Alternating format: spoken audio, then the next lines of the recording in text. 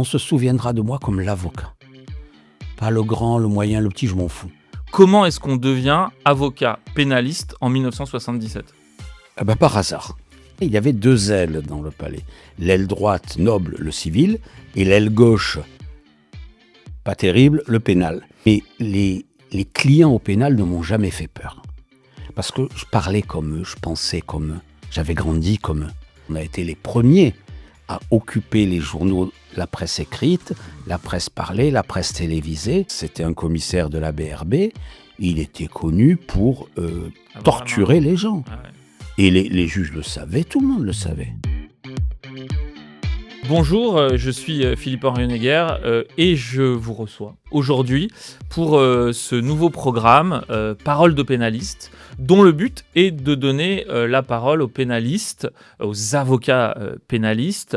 En réalité, il existe une tradition chez les pénalistes, après un procès, dans l'attente du délibéré, en général aux assises, qui est de se réunir autour d'un café, d'une bière, au bar du coin, et de discuter, de refaire le monde, de parler de sa carrière, de parler de sa vie, de parler de ses affaires, de ses anecdotes, de ses doutes, de ses réussites. Et mon but dans ce programme était de reconstituer un peu ça, c'est-à-dire d'avoir des discussions informelles avec des avocats pénalistes et de partager ça avec le grand public, parce que je crois qu'il y a un intérêt du grand public pour ça, mais il y a aussi un intérêt pour moi de pouvoir discuter avec mes confrères et parfois mes modèles. Il se trouve que aujourd'hui, j'ai la chance de recevoir l'un d'eux, Joseph Cohen-Saban, qui a la particularité d'avoir été mon premier patron, avec qui j'ai passé beaucoup de temps, que j'ai eu la chance aussi de défendre dans une affaire dont on reparlera. Merci Jo d'être là pour ce premier épisode avec moi. Écoute, je suis très heureux que tu me fasses cet honneur, parce que c'en est un, de parler de toute ma vie. Ça fait pas loin de 50 ans que je suis dans la boutique, et en 50 ans, j'en ai vu. J'en ai vu beaucoup. Et c'est de ça absolument que je voulais qu'on parle aujourd'hui. Commençons par le commencement. Je crois que toi, tu as prêté serment en 1977. Comment est-ce qu'on devient avocat pénaliste en 1977 ? Par hasard. Par hasard, puisque moi, j'ai à la base, au départ, une formation de notaire. J'ai travaillé 2 mois dans une étude. Je m'y suis ennuyé à mourir.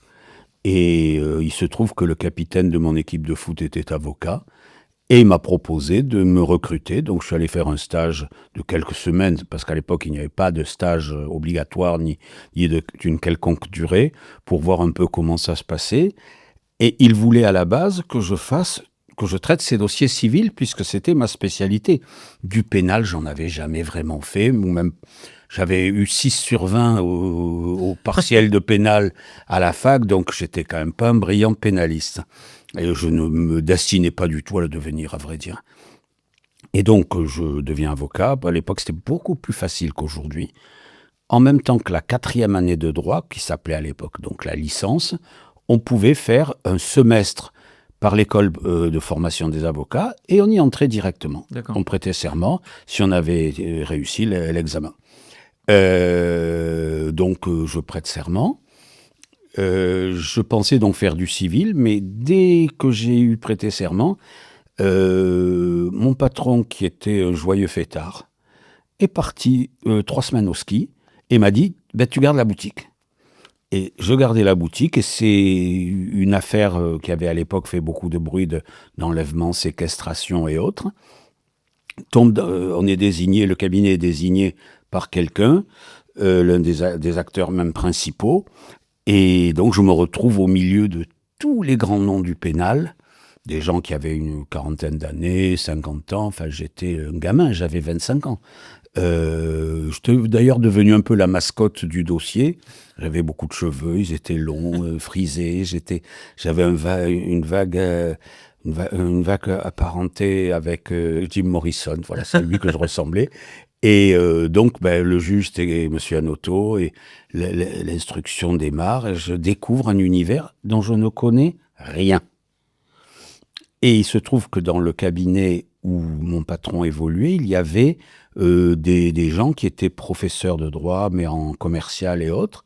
Et il s'est trouvé qu'une avocate, chargée de TD pénaliste, qui faisait le pénal, tombe enceinte et il y a une année où il y avait une place à prendre, on me l'a donnée. Je ne connaissais pas un traître mot de pénal, ce qui fait que le week-end, je préparais les TD de la semaine, j'allais les faire et j'apprenais, ce faisant, toutes les bases du droit pénal et je l'enseignais aux autres. Et c'est une méthode fabuleuse. Bah oui. Fabuleuse. Je savais, j'étais un vrai juriste, ce que je ne suis plus trop, mais à l'époque, donc, je suis enseignant en pénal et je suis dans les fondamentaux du droit pénal, puis après de la procédure pénale, puis du droit pénal spécial. J'ai fait ça pendant une dizaine d'années, c'était génial et j'ai tout appris pendant ces 10 ans et tout enseigné à pas mal de gens qui sont devenus aujourd'hui des confrères, des présidents de cour d'assises, des magistrats de correctionnels, des policiers, et voilà. Ça a été mon départ. Mais il y avait aussi une particularité à l'époque, c'est qu'il y avait moins, comme aujourd'hui, le fait de devenir, je crois, avocat pénaliste. En fait, On était très peu nombreux. C'est ça, c'était presque en constitution, parce que normalement, les avocats, ils étaient tous généralistes, et c'était même un peu mal vu de traiter de temps en temps des dossiers au pénal. Tout à fait. Il y avait, à l'époque, ce n'est plus le cas aujourd'hui, enfin ça a récemment cessé d'être le cas, il y avait 2 ailes dans le palais. L'aile droite, noble, le civil, et l'aile gauche, pas terrible, le pénal. On était très peu nombreux comme pénalistes. On était une cinquantaine purs pénalistes. Allez, 50 autres qui en faisaient de temps en temps, mais c'est tout. Aujourd'hui, ça se chiffre par centaines. C'est ça. Et donc, nous, on se prenait peut-être un peu pour une aristocratie, et les autres nous prenaient pour des voyous. Et donc, il y avait, j'imagine aussi, une sorte d'esprit de corps ou d'équipe, de ce petit groupe de gens qui défendaient tout ce qu'il y avait à défendre à l'époque. Tout à fait. Et 2 observations qui sont dans le droit fil de ce que tu me dis. D'abord, il y avait beaucoup moins de dossiers pénaux. Les stupes n'avaient pas envahi la sphère des dossiers pénaux. On était entre nous, et si je peux m'exprimer ainsi, il y avait un gâteau énorme. On pouvait tous manger dedans et il n'y avait pas de concurrence sauvage. On se succédait dans les dossiers, on se téléphonait, on se voyait à la buvette du palais. Tout ça était assez familial. Puis ça a changé, on va en parler, et ça a beaucoup évolué, en même temps que le monde qui nous entoure a évolué. Et alors, c'était quoi la physionomie de la matière pénale à l'époque? C'était quoi les infractions? C'était quoi les mecs qu'on poursuivait? Comment ça fonctionnait? Alors, il y avait une chose assez intéressante par rapport à aujourd'hui. Il y avait une espèce de... Il y avait des types de délinquance par nationalité. Ou par origine ethnique. Il y avait par exemple les Africains qui faisaient des faux papiers. Il y avait les Portugais qui étaient voleurs à la tire. Il y avait, je ne vais pas énumérer tout ce qu'on voyait, mais il y avait les Gitans qui faisaient des vols à la fausse qualité.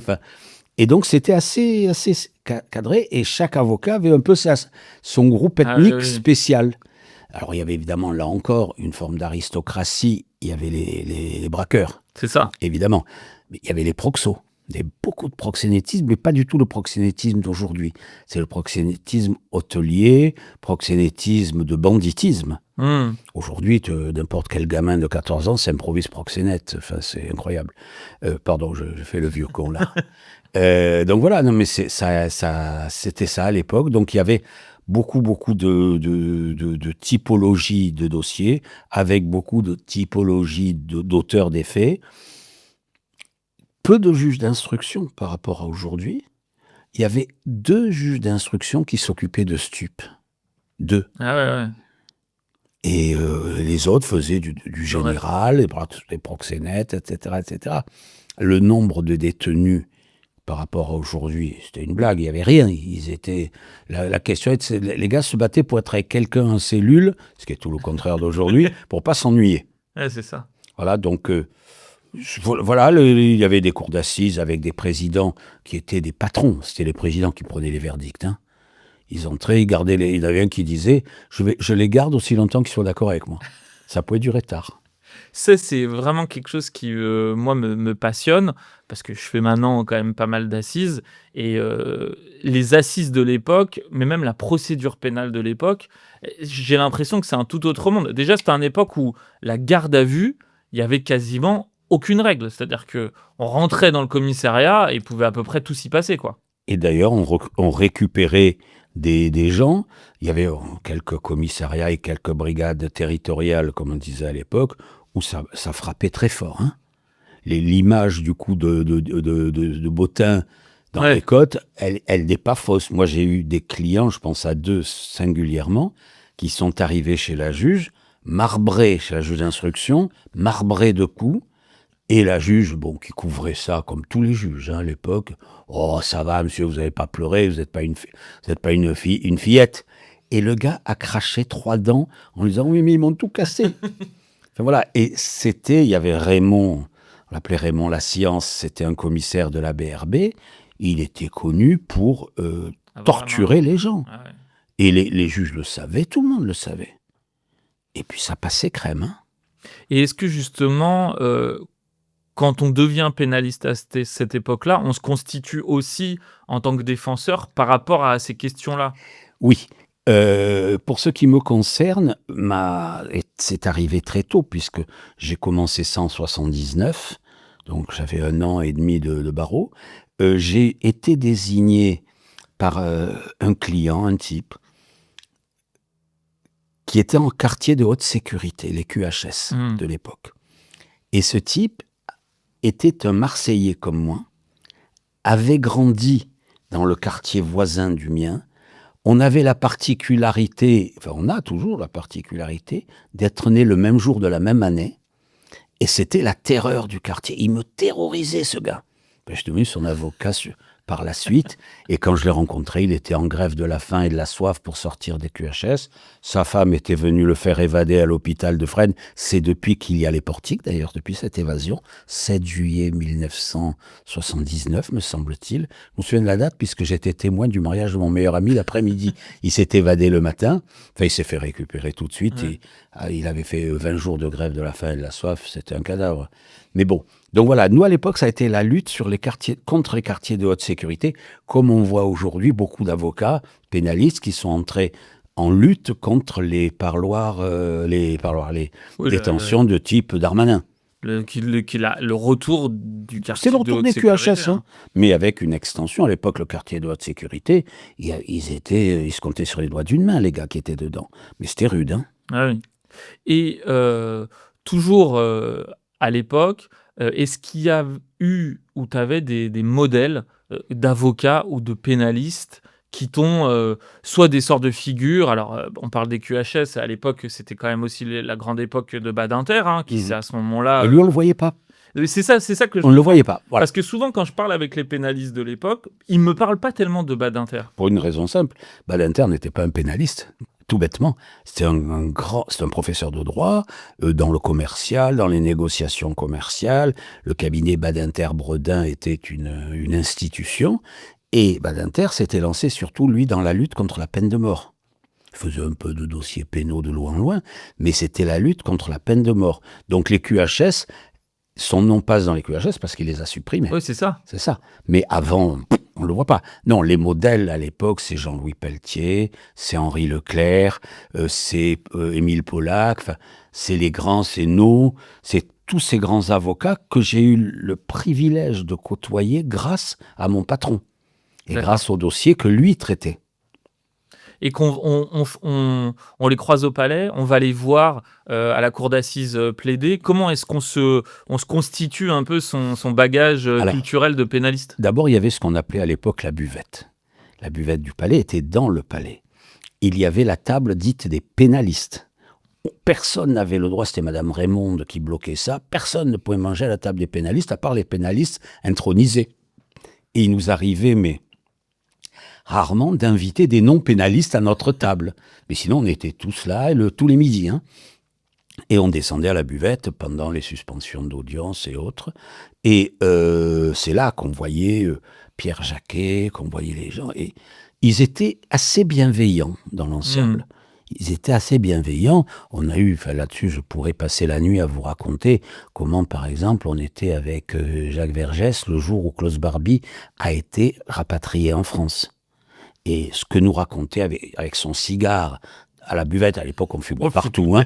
On fumait partout. Ils buvaient du thé, du thé arrosé, je ne sais rien. Mais toujours est-il qu'il nous raconte comment, dit-il à l'époque, Gaston Defferre est un vrai connard. Il a mis le pied sur une peau de banane parce que je vais dire c'est lui qui a balancé Jean Moulin.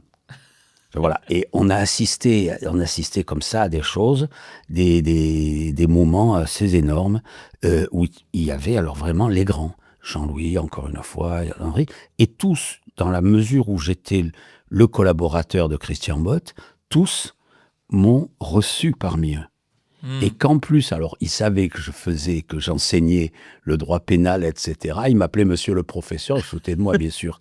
Mais voilà, c'est comme ça que me suis retrouvé au milieu d'eux. Puis évidemment, chaque fois qu'il y avait une affaire qui parlait, qui faisait parler d'elle, je mettais ma robe sur le dos, j'allais les écouter. Mais comme je suis paresseux, je ne prenais pas en note ce qu'ils racontaient. Je pensais que ma mémoire ferait le reste. Et d'ailleurs, à l'époque, j'avais de la mémoire. Ça a marché. Ah ouais. Et on va les voir. Et comment est-ce que on trouve ses premiers clients? Comment est-ce qu'on se constitue sa clientèle? Alors, moi, j'ai eu la chance, encore une fois, d'avoir ce type de l'affaire de l'enlèvement en question, qui était un des tauliers de ce qu'on appelait la banlieue sud. C'était un juge de paix de la banlieue sud, en fait. Il avait un bistrot qui s'appelait le 357, ça s'invente pas, qui était au 357 boulevard Voltaire.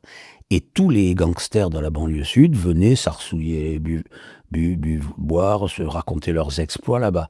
Et il était un juge de paix, donc lorsqu'il y avait des disputes, etc., on lui demandait son avis. Et le vieux Marcel, on l'appelait le nain. Marcel, il n'était pas grande taille, vraiment. Et sa femme, qu'on en appelait la puce, évidemment. Il n'était pas grand de taille. Et il disait à tous les gars de la banlieue sud, vous prenez le petit Jo, c'était mon surnom, prenez le petit Jo, mais attention, le petit Jo, c'est pour plaider, pas pour rendre des services. Pour rendre des services, vous prenez un tel, lui vous rendra des services. Mais Jo, interdit. Je suis arrivé donc sous cette protection par Marcel et sous la bienveillance des anciens. Et à partir de là, vous savez, j'avais un verbe assez fluide, j'avais un gros accent marseillais qui plaisait à tout le monde, alors que maintenant j'ai l'accent pointu. N'exagérons rien. Bon, et pour les Marseillais, je peux vous dire que j'ai l'accent pointu.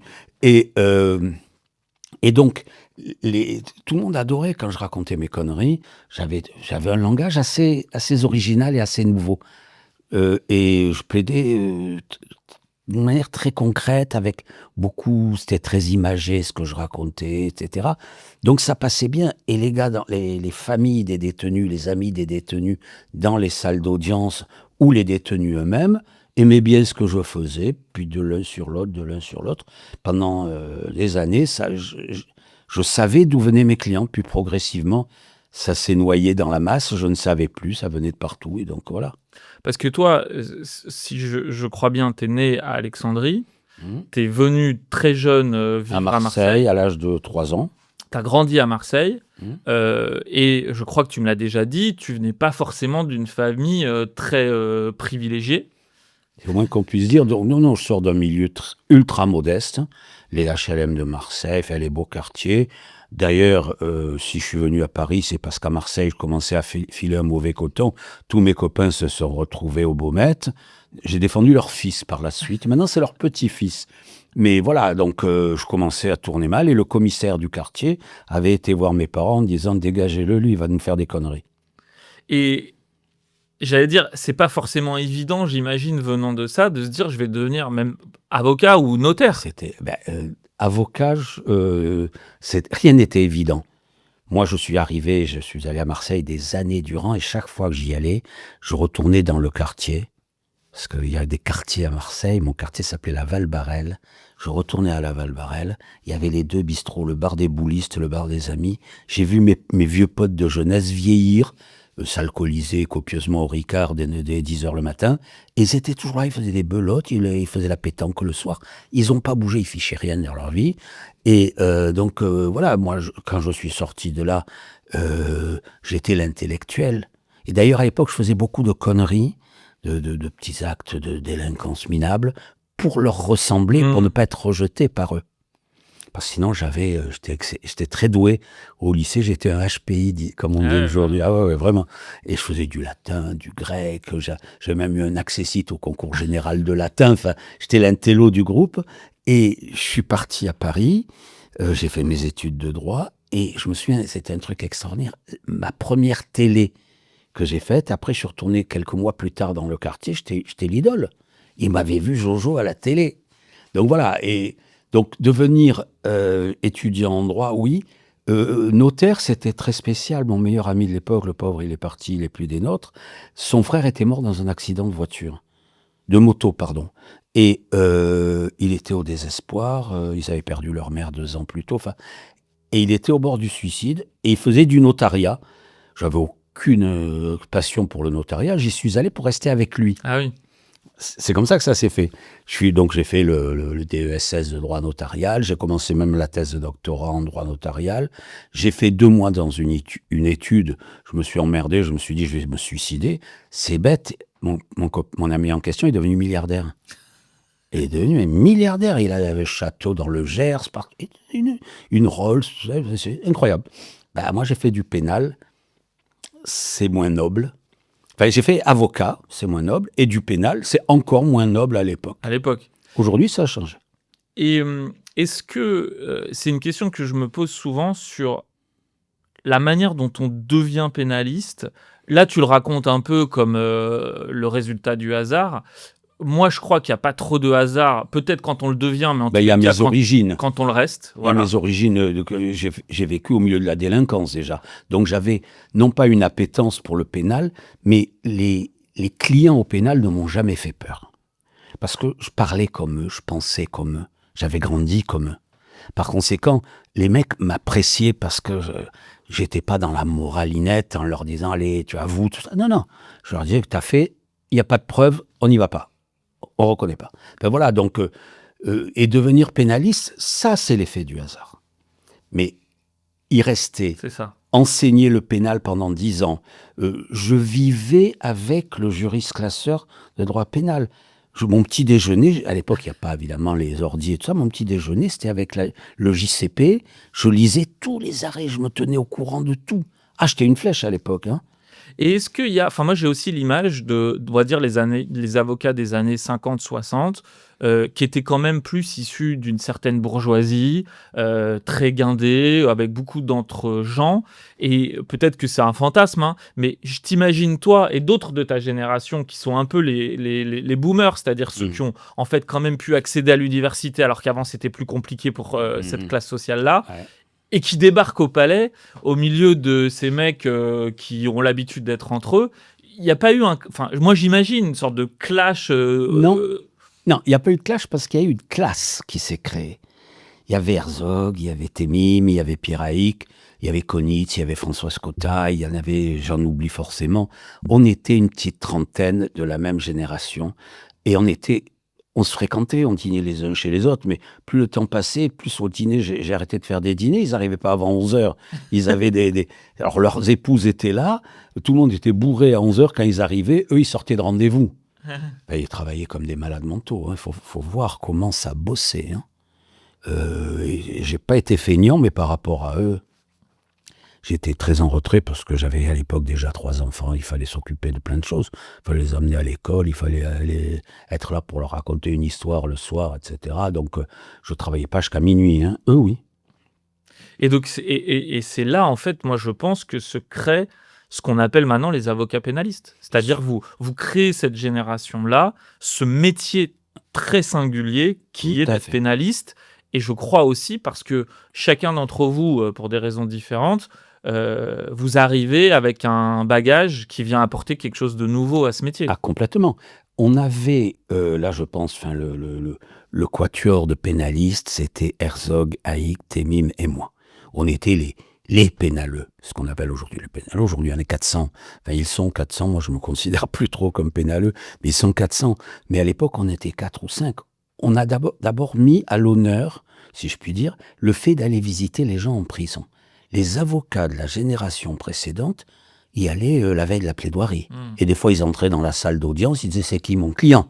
Ils avaient lu le dossier vaguement d'ailleurs, ils faisaient de très belles plaidoiries qui des fois étaient complètement à côté de la plaque.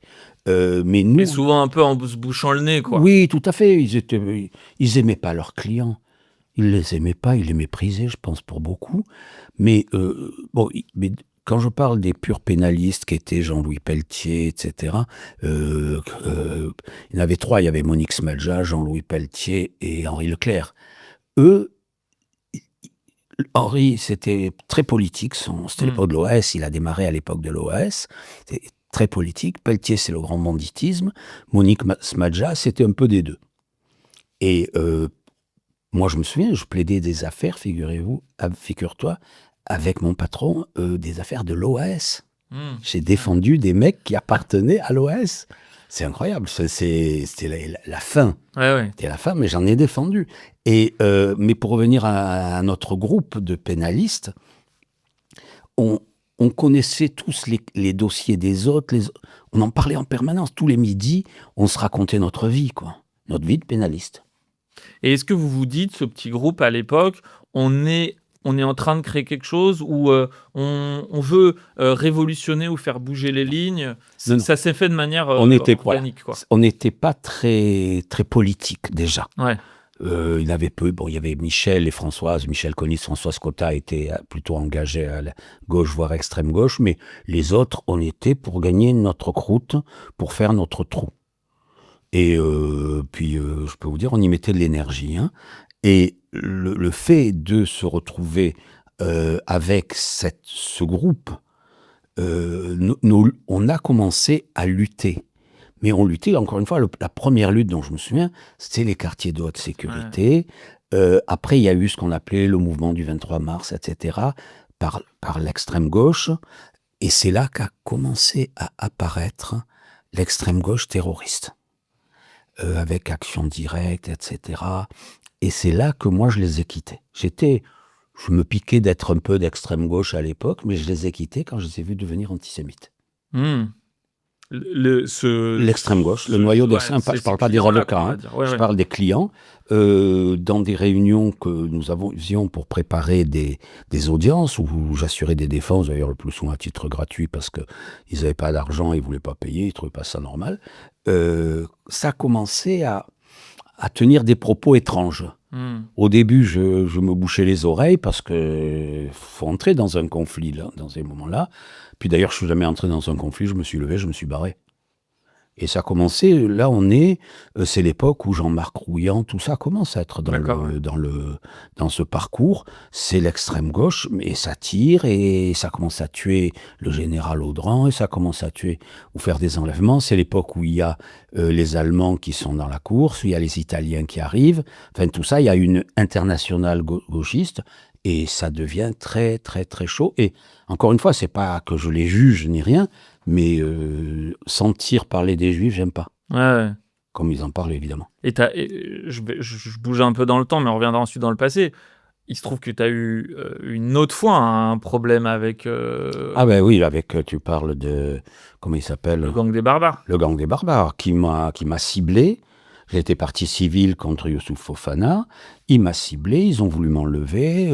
Ils ont pénétré de nuit chez moi. J'étais seul avec mon fils qui avait 5 ans à l'époque. Ils sont entrés chez moi de nuit parce qu'ils voulaient voir comment les lieux étaient configurés. Et c'est la période où ils enlèvent Ilan Halimi. Mais moi, à l'époque, je ne sais pas que c'est eux. Oui. Tu ne sais pas ce qu'ils vont faire. Voilà, ils me demandent une rançon, je dis on va se faire foutre. Et en se présentant comme des Corses, d'ailleurs.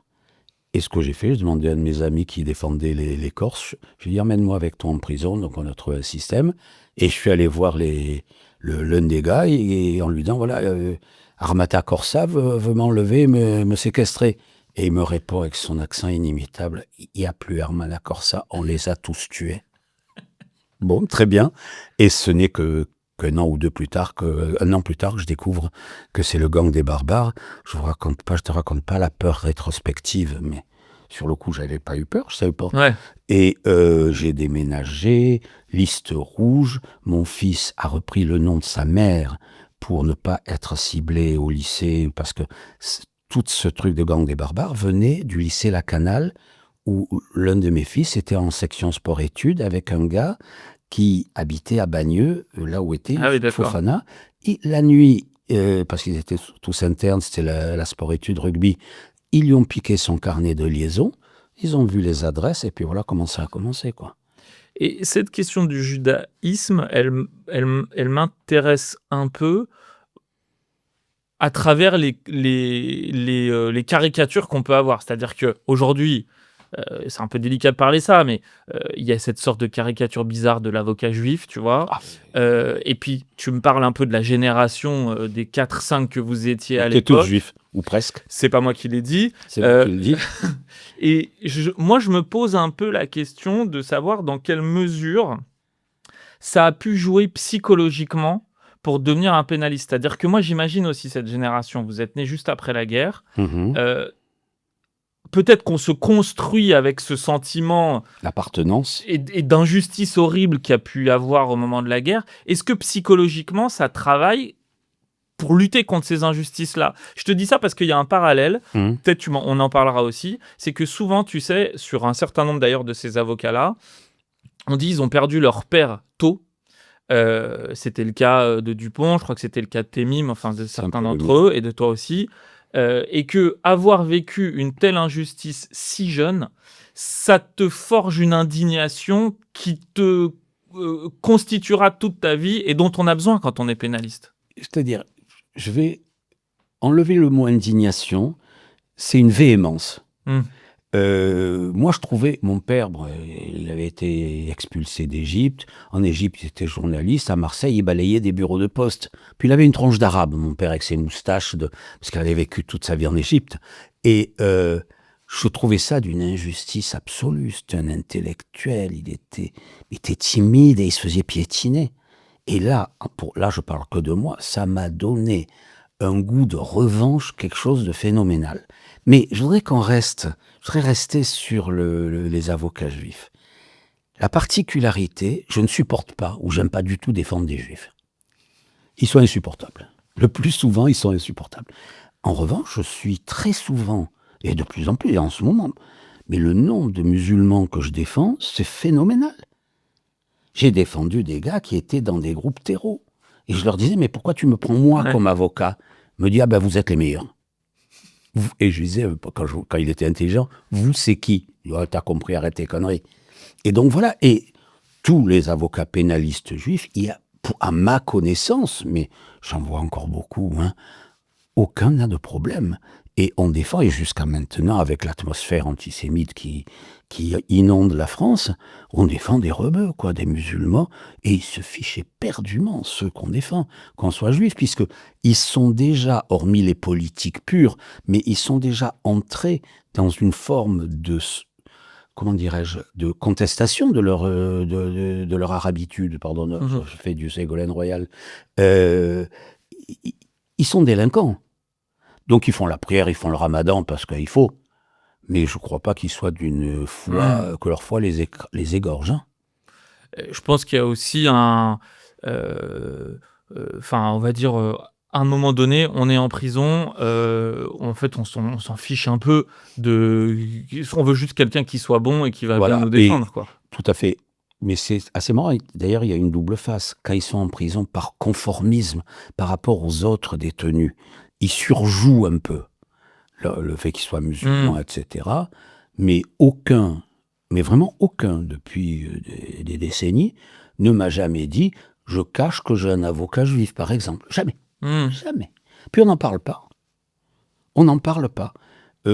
Et souvent, d'ailleurs, là récemment, j'étais à Vendin, le Vieil, la prison d'Armanin, mon client, qui est musulman, etc., m'a souhaité, quand je suis parti, joyeux Rosh Hashanah. Ouais. C'est mignon, enfin, je trouve ça génial. Et est-ce que entre vous, enfin ces jeunes gars de l'époque des années 70-80 qui se constituent, qui deviennent des pénalistes, comme tu le dis, j'imagine que vous vous rendez compte que vous êtes un certain nombre à venir un peu du même milieu, avoir les mêmes origines. Est-ce que c'est des choses dont vous discutez? Est-ce que c'est quelque chose que vous conscientisez en disant mais ça se trouve, c'est parce qu'on a ce passé-là qu'on est devenu ce qu'on est devenu? Non.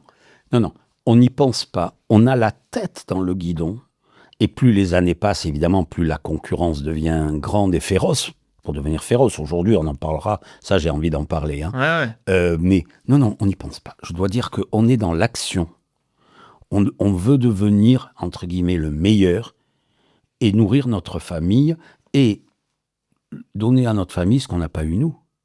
Moi, je me souviens quand j'ai emmené ma femme et mes enfants dans un club med aux États-Unis, c'était sa première fois de ma vie que je quittais la France.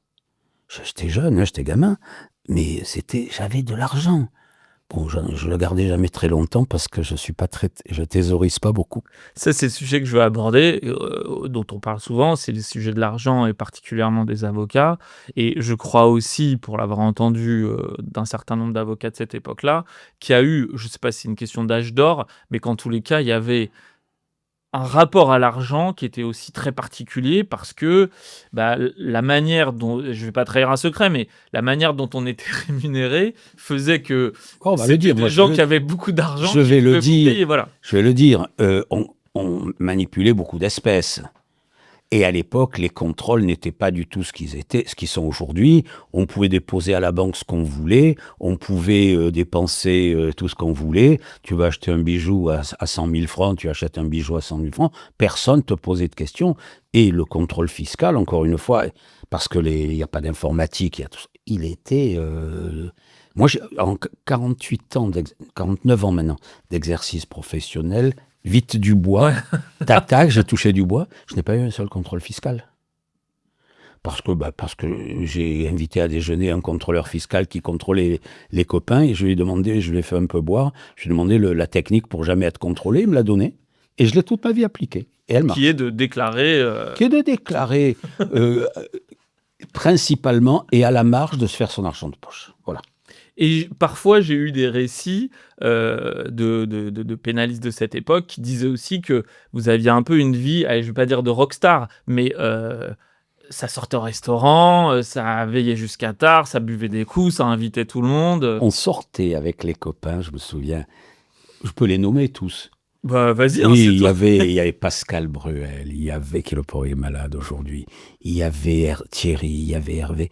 On allait, comment s'appelle cet endroit? Chez Castel. Le soir, après avoir dîné, on allait chez Castel. On invitait les jolies greffières des juges d'instruction et elles venaient. Et elles venaient avec quelques greffières qui sont restées célèbres parmi nous, hein. Et on sortait chez Castel, on rentrait à 4-5 heures du matin. Moi, je me souviens, je rentrais chez moi, je dormais pas, je me douchais, je prenais mes gamins dans la voiture, je les déposais qui à l'école, qui à la maternelle, et je partais en prison. On menait une vie de bâton de chaise. On n'était pas d'une fidélité conjugale terrible. On a tous divorcé, hein. On n'était pas d'une fidélité conjugale terrible. Mais rockstar, tu l'as dit, Puis à l'époque, on passait pas à la télé. Ça a commencé après. On a été les premiers à occuper les journaux, la presse écrite, la presse parlée, la presse télévisée. Et nous n'ont commencé à tourner. Qu'est-ce que j'étais fier quand on me voyait à la télé. Ma mère, mon père était parti, le pauvre, mais ma mère, quand elle me voyait à la télé, elle appelait ses sœurs en Israël, elle appelait ses cousines, ses nièces. Regardez, il y a Jojo à la télé, quoi. Et la gardienne, la concierge, les copains de Marseille. Moi, c'est pour ça que j'adorais aller à la télé, c'est être reconnu par mon coiffeur. Enfin, à l'époque, j'en avais... voilà, on y est devenu des rockstars, ouais. Et effectivement, ce dont tu parles, c'est aussi les médias. C'est-à-dire que c'est aussi l'évolution que tu as dû voir de la médiatisation de ce qui était avant des faits divers qui maintenant deviennent tout ce qu'on appelle les true crime, du fait que effectivement on s'intéresse parfois presque plus à l'avocat qu'à l'affaire elle-même, et puis parfois des médiatisations nationales. Je vais t'en raconter là-dessus. On va faire de la préhistoire, mais ça va aller vite, je ne vais pas vous emmerder longtemps avec ça. Figure-toi que la première fois où j'ai fait un enregistrement télévision, c'était parce que j'avais assisté par hasard, vraiment par hasard, au quartier de haute sécurité de la santé où j'allais voir un de mes clients. C'est l'époque, on est juste après l'évasion de Messrine, hein. J'allais voir un de mes clients et je vois à un moment donné un gars transporté par 4 mastards en train de hurler, lui mettre des coups de poing dans la figure, il le transporte. C'était Philippe Maurice. qui venait d'être condamné à mort, etc., après avoir tiré sur un gardien. Je te raconte pas comment il l'aimait. Hein. Et j'assiste à ça. Et je sors, j'appelle, je crois que ça s'appelait le téléphone rouge déjà, sur RTL, voilà. Et il passe le truc, parce que, évidemment, le syndicat des surveillants avait dit « Philippe Maurice a tenté de tuer un surveillant ». Or, j'avais assisté à la scène et j'avais démenti, évidemment. TF1, enfin, la première, veut venir me voir, ils viennent me voir. Je suis convoqué chez le bâtonnier. Mon jeune ami, il est interdit de parler aux médias s'il n'y a pas un membre du Conseil de l'Ordre à côté de vous. Et j'ai dû, mon interview suivante, j'avais un vieux membre du Conseil de l'Ordre il est tombé en morceaux tellement il était vieux. Il s'est assis à côté de moi, il n'a rien compris à ce qui se passait. Puis ça a été la dernière fois. Après ça, je ne demandais plus rien, plus personne ne demandait plus rien. Puis il y a eu effectivement la progression. Truc tout con. Dans Le Parisien, qui était le journal des faits divers, ou dans Libé, qui était très lu à l'époque, il y avait une demi-page ou une page consacrée aux faits divers. En quelques années, c'est passé à 5-6 pages. C'est-à-dire que le fait div est devenu un métier à part entière pour les journalistes, pour les médias de tous ordres, et forcément, on a suivi et on a précédé parce que ça devenait aussi, non pas, contrairement peut-être à ce que beaucoup de gens pensent, non pas une source de clientèle. Quand des gens nous regardent, nous voient à la télé, etc., qu'est-ce qui va venir nous voir après? C'est les fadas. Il n'y a que des fous qui viennent nous demander « Ouais, je vous ai vu à la télé, oh là là, je me sauve ». Mais en revanche, nos clients à nous, qui sont en détention, sont très fiers qu'on voit leur avocat. Moi, j'ai des clients qui m'écrivent « Maître, vous venez pas me voir, je sais que vous n'êtes pas mort, on vous voit à la télé ». Donc voilà, mais bon, c'est anecdotique, mais il y a eu des soirs, je me souviens à Villepinte notamment, comme j'avais dit à un de mes clients, parce qu'il était sympa, je l'aimais bien, j'allais lui faire une espèce, je ne sais pas comment on appelle ça de nos jours. De dédicace. De dédicace sur, quand j'enregistrais les enquêtes criminelles. Ouais. J'avais dit, je vais parler de toi. Il me dit, comment? Je dis, t'inquiète pas, tu vas te reconnaître. Et je parle de lui pendant 15 secondes. Hein, et il avait été boulanger à Montréal. Et je raconte l'histoire du boulanger de Montréal. Je la raccorde à une histoire à la con, et il avait prévenu tout son étage. Ils avaient tous des cuillères et des casseroles. Et quand j'ai dit le boulanger de Montréal, ils ont mis un boucan dans toute la maison d'arrêt de Villepinte à la gloire de mon boulanger de Montréal. Et c'est vrai qu'aussi, et surtout toi, je trouve en particulier, tu as eu un rapport très singulier avec les journalistes judiciaires. Dans tes proches amis, il y a des journalistes judiciaires. Et ce qu'on m'a raconté parfois aussi, qui faisait partie de la vie de pénaliste, c'est un peu ça dont je veux parler maintenant, c'est que notamment la vie des pénalistes quand même de cette époque, un peu encore aujourd'hui, c'est que vous passiez beaucoup de temps en province. Parfois, tu as des assises qui vont durer 1 semaine, 2 semaines, et donc tu pars, petite femme, enfant, voilà, et qu'on se retrouve à vivre entre pénalistes et entre journalistes judiciaires. Et parfois avec les flics qui venaient témoigner. À l'autre bout de la France, pendant 1 semaine, à faire les audiences la journée et le reste le soir. Michel Marie, détective. On est devenus très proches, très amis. Pendant 30 ans, on s'est croisés aux assises. Et il était tellement habitué aux assises, il était capable de nous donner le verdict 2 jours après le début du procès. C'était un truc incroyable. Il sentait les audiences. Donc, il y avait le journaliste, il y avait les faits diversiers, on les appelle comme ça, en province. On les a connus et on est resté. Et jusqu'à maintenant, dès qu'il y a une affaire en province, il m'appelle. Que je sois dedans ou pas d'ailleurs, pour me demander des renseignements sur l'avocat parisien qui va venir, des trucs comme ça. Mais en revanche, je n'ai jamais eu, je fais partie de ceux, il y en a d'autres qui ont fait leur carrière avec ça, par exemple un ministre de la Justice. Un ancien ministre de la Justice, oui. J'ai jamais été désigné via les journalistes. Ah. Jamais. Jamais un journaliste n'a donné, mais vraiment quand je dis jamais, c'est jamais, hein, n'a donné ma carte ou mon nom à quelqu'un qu'il allait voir, alors qu'ils sont les premiers sur les lieux. Hein. Quelqu'un qu'il allait voir. Ça s'est pas fait. J'étais pas demandeur, j'étais débordé, j'avais trop de dossiers déjà. J'étais pas demandeur de ça. Bon, Dupont ratissait très large, hein, déjà. Il ratissait très large. Mais voilà, donc non, j'ai jamais eu. Mais en revanche, c'est vrai que j'ai un groupe de journalistes jusqu'à maintenant, c'est des potes, quoi. Et d'ailleurs, quand il y a eu mon procès, mon affaire, où je le dis d'ores et déjà, j'ai été 2 fois relaxé, tribunal et cour d'appel, et une des 2 fois, je crois, grâce à toi. Enfin, quand j'ai une des 2 fois, pas je crois, grâce à toi. Une des fois, grâce à toi, notamment. La deuxième fois, tu n'étais pas venu. Non, j'ai pas pu. Tu pouvais pas. J'étais aux assises. Et voilà, j'ai quand même été, je suis le seul avocat de France à avoir été relaxé dans la même affaire 2 fois. Ouais, c'est vrai. On est 2. Il y a Xavier et moi. Mais bon, on pourra en parler tout à l'heure si on a le temps. Mais donc, à cette époque-là, inutile de dire, quand je passais au tribunal, tous les journalistes étaient là, et hormis une qui m'a trahi pour des raisons mystérieuses, je sais pas, je crois qu'elle est devenue cinglée en vieillissant, hormis une qui m'a trahi, tous les autres ont été hyper sympas avec moi, et c'était net. Un vrai soutien. Un soutien, j'ai le soutien des avocats, des journalistes, de tout le monde. Tout le monde. Et même maintenant, l'immense majorité des magistrats, alors il y a ceux qui courent qui volent au secours de la victoire, mais beaucoup me disent, maître, on n'a jamais pensé que vous pouviez avoir fait quelque chose de mal. J'avais rien fait de mal, c'est ça qui est terrible. C'est ça qui est terrible. J'avais été l'objet d'une vengeance du parquet, mais ça fera l'objet d'un bouquin. Et on en reparlera, mais plus tard. Moi, j'aimerais revenir sur cette vie de pénaliste, quoi. Tu notes une chose, le pénaliste digresse. Oui, mais on démarre et on peut arriver, on peut aller partout. Le programme avait prévu que j'ai prévu qu'on digresse, c'est le but. Et moi, ça m'intéresse aussi parce que je suis aussi pénaliste et j'ai un peu cette vie-là. Tu es jeune avocat. Et je me pose aussi des questions sur cette vie-là, tu vois. Qu'est-ce que c'est la vie de pénaliste ? Il faut le dire un peu aux gens. C'est ce que comme tu dis, c'est la province. Exact. Tu pars en province. C'est les audiences à minuit qui se terminent à minuit. T'es tout seul. Parfois, tu vis avec tes succès, mais parfois aussi des déceptions. Je me souviens, le premier stage que j'avais fait, c'était avec Thierry Lévy, et il me disait, vous savez, la vie de pénaliste qu'on en retient, c'est le vendredi soir à 23h en province, vous venez de vous prendre 25 ans, il pleut, et vous montez dans la voiture pour rentrer à Paris. Et avec un cafard de tous les diables.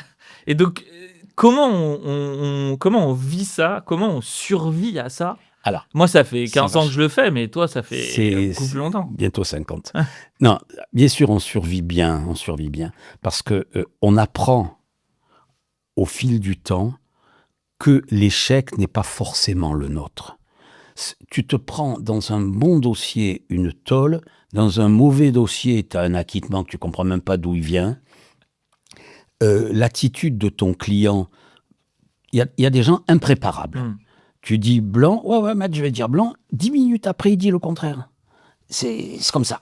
Donc, les échecs, on parvient au fil du temps à les relativiser. En fait, entre nous et nous, entre moi et moi, je sais quand j'ai été mauvais. Parce que j'ai pas assez travaillé, je le sais, je le sens.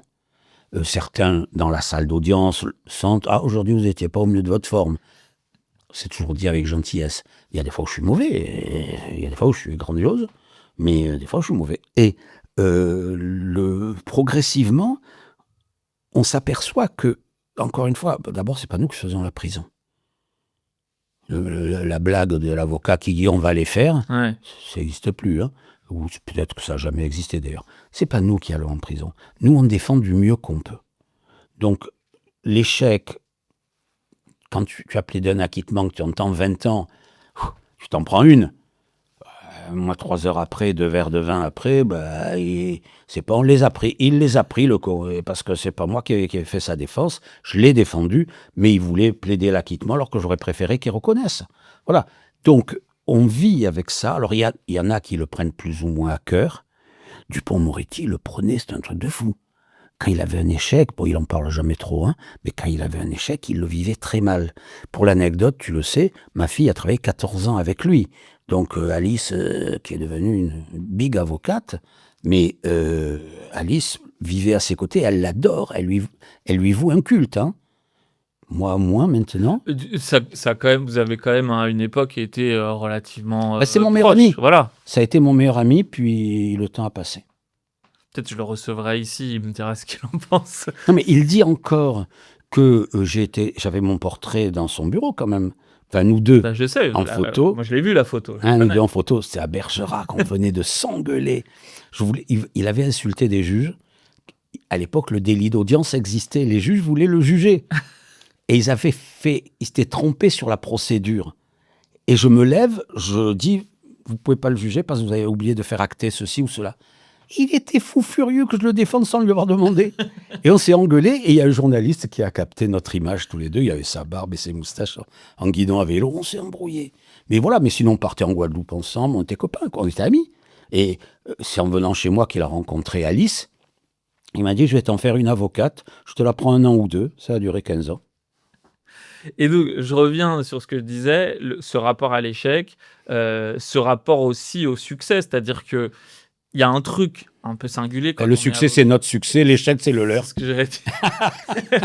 C'est-à-dire que pour se consoler, quand on réussit, on se dit c'est quand même vraiment grâce à moi. Ouais. Et quand ça foire, Qu'est-ce que j'ai été bon. le dossier était quand même mauvais, quoi. C'est pour ça que. Voilà, mais il y a la même réserve, le même bémol que sur les échecs. C'est-à-dire que les gens qui nous voient avoir notre succès, surtout si on l'a obtenu en ayant fait une danse de claquettes terrible, ils nous renvoient à ce succès. Qu'est-ce que vous avez été bon, maître, etc. Mais là encore, dans les rendez-vous qu'on prend avec soi-même, putain, ils m'ont vu bon, les imbéciles, moi j'étais nul. Voilà. Parce qu'on sait quand même ce à côté de quoi on est passé. Quand tu plaides devant une cour d'assises, ça tu le sais aussi bien que moi, tu regardes, tu navigues à vue. Et tu vois quand ça match. Ouais. Et tu vois quand ça matche pas. Moi, ma plus grande fierté, c'est que quand j'ai trouvé un truc génial une fois dans un dossier, c'était à Melun, les jurés étaient saisis, ils avaient enfin compris, il y en a un qui est tombé de sa chaise. Putain, que j'étais fier, il s'est fracturé le coccyx. Ça, c'était un de mes plus grands succès. Il a loupé sa chaise. Voilà. C'était un peu ma question suivante. C'est-à-dire que je crois qu'avec le temps, on apprend que on fait pas toujours la différence, voire même que parfois, on sert à rien. Tout ce qu'on veut, ça sert à rien.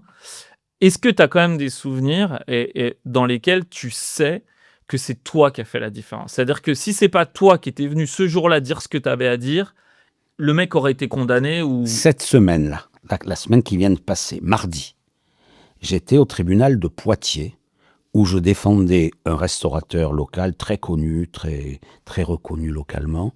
Et j'étais accompagné du sextuple champion du monde de boxe, qui était un ami intime de ce restaurateur. Oh, c'est Maillard Monchipour, tout le monde le connaît. Et il m'avait dit, tiens, défends-le, il est poursuivi pour une affaire bizarre. 5 préventions différentes. Violence, réunion, on l'accusait d'avoir tenu des propos racistes, enfin plein de choses. C'est un Afghan, le type. J'arrive dans la salle d'audience. Il y avait beaucoup de mes copains de Poitiers, Amaury était là, Lita Kelmit passait par là, enfin, tout Poitiers est venu me saluer parce que des vieux copains. Et un tribunal, pour une raison mystérieuse, composé de 5 juges. À mon avis, il devait y avoir 2 en formation, mais c'était tous en robe. Et une présidente adorable, mais qui, à la première phrase, me démontre qu'elle veut le condamner. Et le condamner sur le tout. Je dis rien. J'attends, de temps en temps, vous avez oublié ça. Enfin, je le fais à ma manière. Le proc requiert un enfer. Putain, avec arrestation immédiate, j'ai dit, mais c'est fou. Pour moi, au pire, ça aurait valu une amende. Mais c'est vrai qu'il y avait des trucs désagréables. Et je prends les 5 incriminations. J'avais travaillé dans le train, 1h30 de train. Parce que je n'avais pas beaucoup travaillé avant. Je travaillais dans le train, mais je vois, pleurer, il y a des choses qui ne tiennent pas debout. Et je reprends en droit, ce que je ne fais plus depuis très longtemps, je ne fais plus de droit, je suis devenu mauvais. Et en droit, je le reprends sur les incriminations. C'est mon ancien boulot de prof qui ressort. Par exemple, menace de mort réitérée. Pour le proc et pour la présidente, quand tu dis 5 fois à un type « je vais te tuer, je vais te tuer, je vais te tuer », c'est réitéré. Je leur explique que c'est pas ça la réitération. De la même manière, les violences en réunion. Je dis oui, maman, et il me dit c'est une scène unique de violence. Je dis non, c'est le bon livre ouvert à la mauvaise page. Pour qu'il y ait une scène unique de violence, il faut qu'il ait participé aux violences. Pour que la réunion soit là, elle est accessoire à la violence. Donc démontrez-moi la violence, mais ne démontrez pas qu'il y a une violence parce qu'il y a une réunion. Et tu les vois, ils se disent oh putain, il a raison le con. Et puis voilà, et il a été relaxé. Et ça, j'en étais très fier. Et ce que tu décris là, c'est vraiment un truc très fort, je trouve, quand on plaide, c'est le moment où tu vois dans les yeux de ceux à qui tu parles que oh putain, J'ai matché là. ils ont saisi un truc. J'ai matché. Ouais. Et là, et ce qui était singulier, c'est qu'ils étaient donc 5 magistrats, 4 femmes et un homme. Et ça a été progressif. Et ça, c'est extraordinaire. C'est que l'une des juges, celle tout à fait à droite, si un jour elle nous voit, elle se reconnaîtra, elle dit oui de la tête à un moment. Elle dit, ah, il a raison. La présidente qui se précipite sur son bloc-notes et qui commence à écrire. Le juge, le mec tout à fait à gauche, il dit eh oui, comme ça. Et quand tu les vois qui commencent à aller regarder le code, oui. oh là, on a raté un truc. Et voilà, et il a raison. Et quand j'ai cette relaxe, je ne sais pas si le parquet va faire appel, qu'il fasse tous les appels qu'il veut, je m'en fous. Mais voilà, ça répond, je pense, très directement à ta question. Ce jour-là, si c'est un de mes associés, d'ailleurs, c'est ce qu'ils m'ont dit quand je suis rentré, ils ne me croyaient pas. T'as bu, tu fabules. Non, il m'a dit, il était pas relaxable, ce mec. Ils avaient, eux, préparé le dossier pour le cas où j'aurais été fatigué. Et ils me disaient, il n'était pas relaxable. Et je leur ai expliqué. Je suis resté 1 heure avec eux à leur expliquer. Et comme je ne peux plus boire d'alcool, dans le temps, ça aurait été avec un whisky. Mais ça s'est fini que c'est avec une bière sans alcool. Quelle horreur. Et alors, l'autre question que je voulais te poser, tu sais qu'on pose, et que je ne vais pas te poser cette question-là, mais une autre, c'est la première question qu'on a dû te poser 100 000 fois dans ta vie, qu'on pose à tous les pénalistes, c'est comment tu peux défendre des coupables. Moi, ce qui m'intéresse plus comme question, qu'on ne me pose jamais et que je veux te poser à toi, c'est comment est-ce qu'on fait comment est-ce qu'on vit le fait d'avoir défendu quelqu'un dont on sait qu'il est innocent, parce que ça nous arrive, et qui est quand même condamné. Ouais, ça m'est arrivé, évidemment. D'abord, la pure erreur judiciaire n'existe pas. Ou alors, je l'ai eu une fois en 48 ans, ou 49 ans, la pure erreur judiciaire, c'est-à-dire on prend Pierre, il n'a rien fait, et c'est Paul qui a fait. Ça, j'en ai eu une. Sinon, parce que la police n'est pas si mal faite que ça, la justice non plus, quand on arrive à un gars, d'abord, c'est qu'il est très près des faits. 1. 2, il se défend comme un branque. L'innocent se défend mal. Il considère le plus souvent que son innocence se suffit à elle-même. Donc il ne s'occupe pas de sa défense ou il se défend comme un idiot. Troisièmement, et ça a été le plus grand nombre de ces innocents que j'ai eus, on lui fait payer l'ensemble de son œuvre. Un gars qui a fait 5 braquages, on ne le poursuit pas, il se fait attraper sur le 6e où il n'était pas, on le condamne. Ça, j'y ai eu droit. Mais moi, j'en ai eu un qui n'avait rien fait et qui se vantait dans les bistrots, dans le 12e arrondissement d'ailleurs, le Méditerranée, qui était peut-être pas loin d'ici, il se vantait d'avoir fait évader un de ses copains en tribunal de Créteil, ce qui n'était pas vrai. Il y avait une oreille qui traînait sur le comptoir, il s'est fait balancer, il a été condamné. Comment tu le vis, ça? C'est-à-dire que moi, ça m'est arrivé plusieurs fois, d'ailleurs la vérité on la connaît jamais, mais de défendre des gars dont je crois profondément qu'ils sont innocents, mais en plus, je trouve que le dossier le démontre, tu vois? C'est-à-dire que c'est pas moi qui ai une appréciation, le dossier dit qu'il est innocent, le mec est quand même condamné. C'est dur d'être de ce côté-là. Souvent, nous, on connaît une vérité que les juges connaissent pas. Je vais te retourner une question. Est-ce que le fait qu'il soit, et là, je vais faire du jésuitisme, le fait qu'il soit condamné, est-ce que ce qui te révolte, ce qui te rend fou, c'est ta perf personnelle, ou est-ce que c'est ces cons de juges qui n'ont rien compris? C'est la question que je me pose tous les jours. Ce n'est pas ma faute, mais celle du public qui n'a rien compris. C'est tellement difficile. Je me pose tous les jours cette question quand j'ai un échec, de me dire, est-ce que c'est plus mon ego ou est-ce que c'est plus mon sentiment? Fais le symétrique avec le succès quand tu fais relaxer un coupable. Et ça nous arrive bien plus souvent. C'est vrai. Ça m'est arrivé 1000 fois de faire acquitter des coupables. Et dont tout le monde savait qu'ils l'étaient, mais il n'y avait pas la preuve. Ouais. Donc c'est pour ça, moi j'ai eu alors peut-être cette chance, j'ai défendu peu d'innocents. De vrais, j'entends. Ouais. Le vrai innocent, j'en ai pas beaucoup vu, mais ce que je défendais, des stupes, du banditisme, des trucs comme ça. Donc j'ai assisté à beaucoup plus de massacres judiciaires pour des types qui avaient fait très peu de choses et qui se retrouvaient avec une image et un manteau trop grand pour eux. Ça j'en ai eu plein. Et surtout depuis que les stupes ont pris le dessus de partout. Le droit de la preuve en matière de stupes, la tour de la preuve, il n'y en a pas. Ouais. Je sens confusément qu'il a quelque chose à voir, et hop. Comme on n'est pas capable de prouver, ça y ressemble, se satisfaire du reste. Voilà, quoi. Exactement. Et alors, il y a une autre chose chez les pénalistes de ta génération, de toi, de Dupont, d'un certain nombre, c'est que vous affichez des nombres de sessions d'assises qui sont Énorme. impressionnants, mais Ben, dont je me dis, mais même moi, en 100 ans de carrière, je le ferai pas. Alors, je t'explique. j'y arriverai pas. Je t'explique.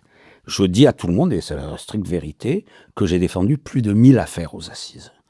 Je les compte plus, et pour les défendre, pour les compter, pardon, j'ai repris les archives. En me disant, ah, celle-là, je l'avais oubliée, tac, tac. Donc, première chose, j'en ai défendu beaucoup. Deuxième chose, j'ai défendu, et nous avons défendu, ma génération, à l'époque où les procès d'assises pouvaient durer 2 jours. Le président faisait le rapport, disait, posait 3 questions, personne n'a de questions, allez, on se retire pour délibérer, et dicter aux jurés, ça a été des années durant ça. Donc, les affaires, on peut en plaider 2, 3 dans la semaine. C'est ça. Première chose.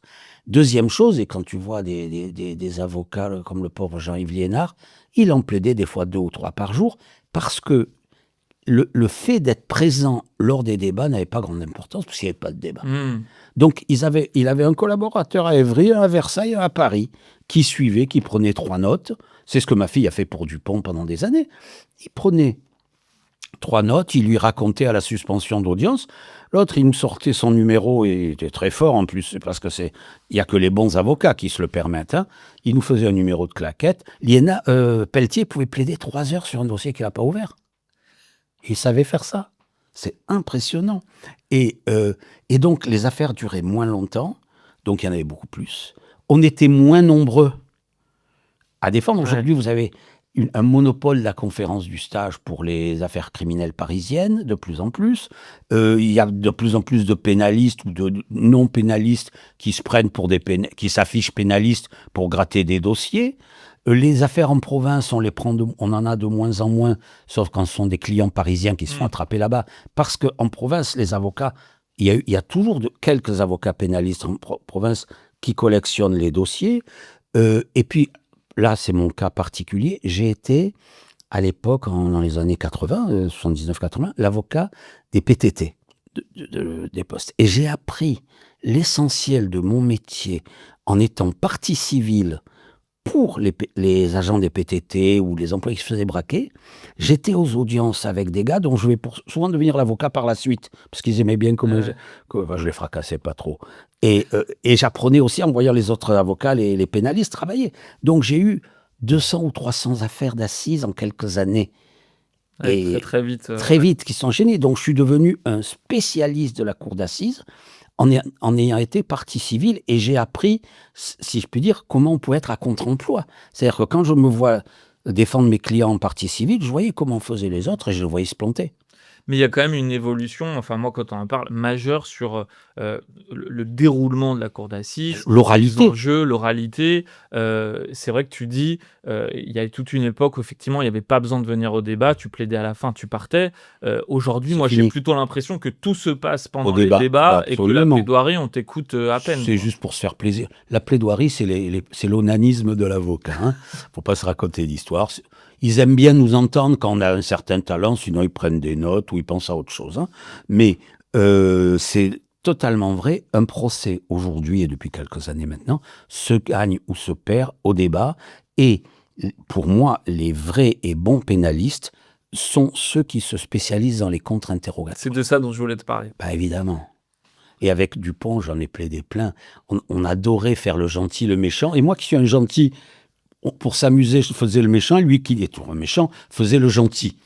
Mais, bon, ça c'est anecdotique, mais c'est vrai que faire un contre-interrogatoire, c'est un métier. Et jusqu'à ce jour, peu d'avocats le connaissent. Alors je le précise, parce que je voulais parler de ça, donc tu viens de toi-même, pour ceux qui ne connaissent pas forcément ce que c'est un contre-interrogatoire.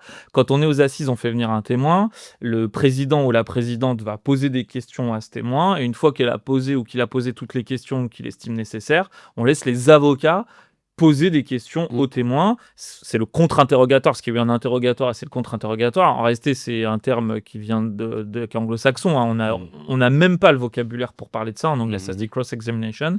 Et l'idée, c'est de venir poser les questions qu'on n'a pas posées pour faire ressortir des éléments. Notre vision du dossier, quoi. Alors, on va refaire un peu de préhistoire, puisque c'est ma spécialité maintenant.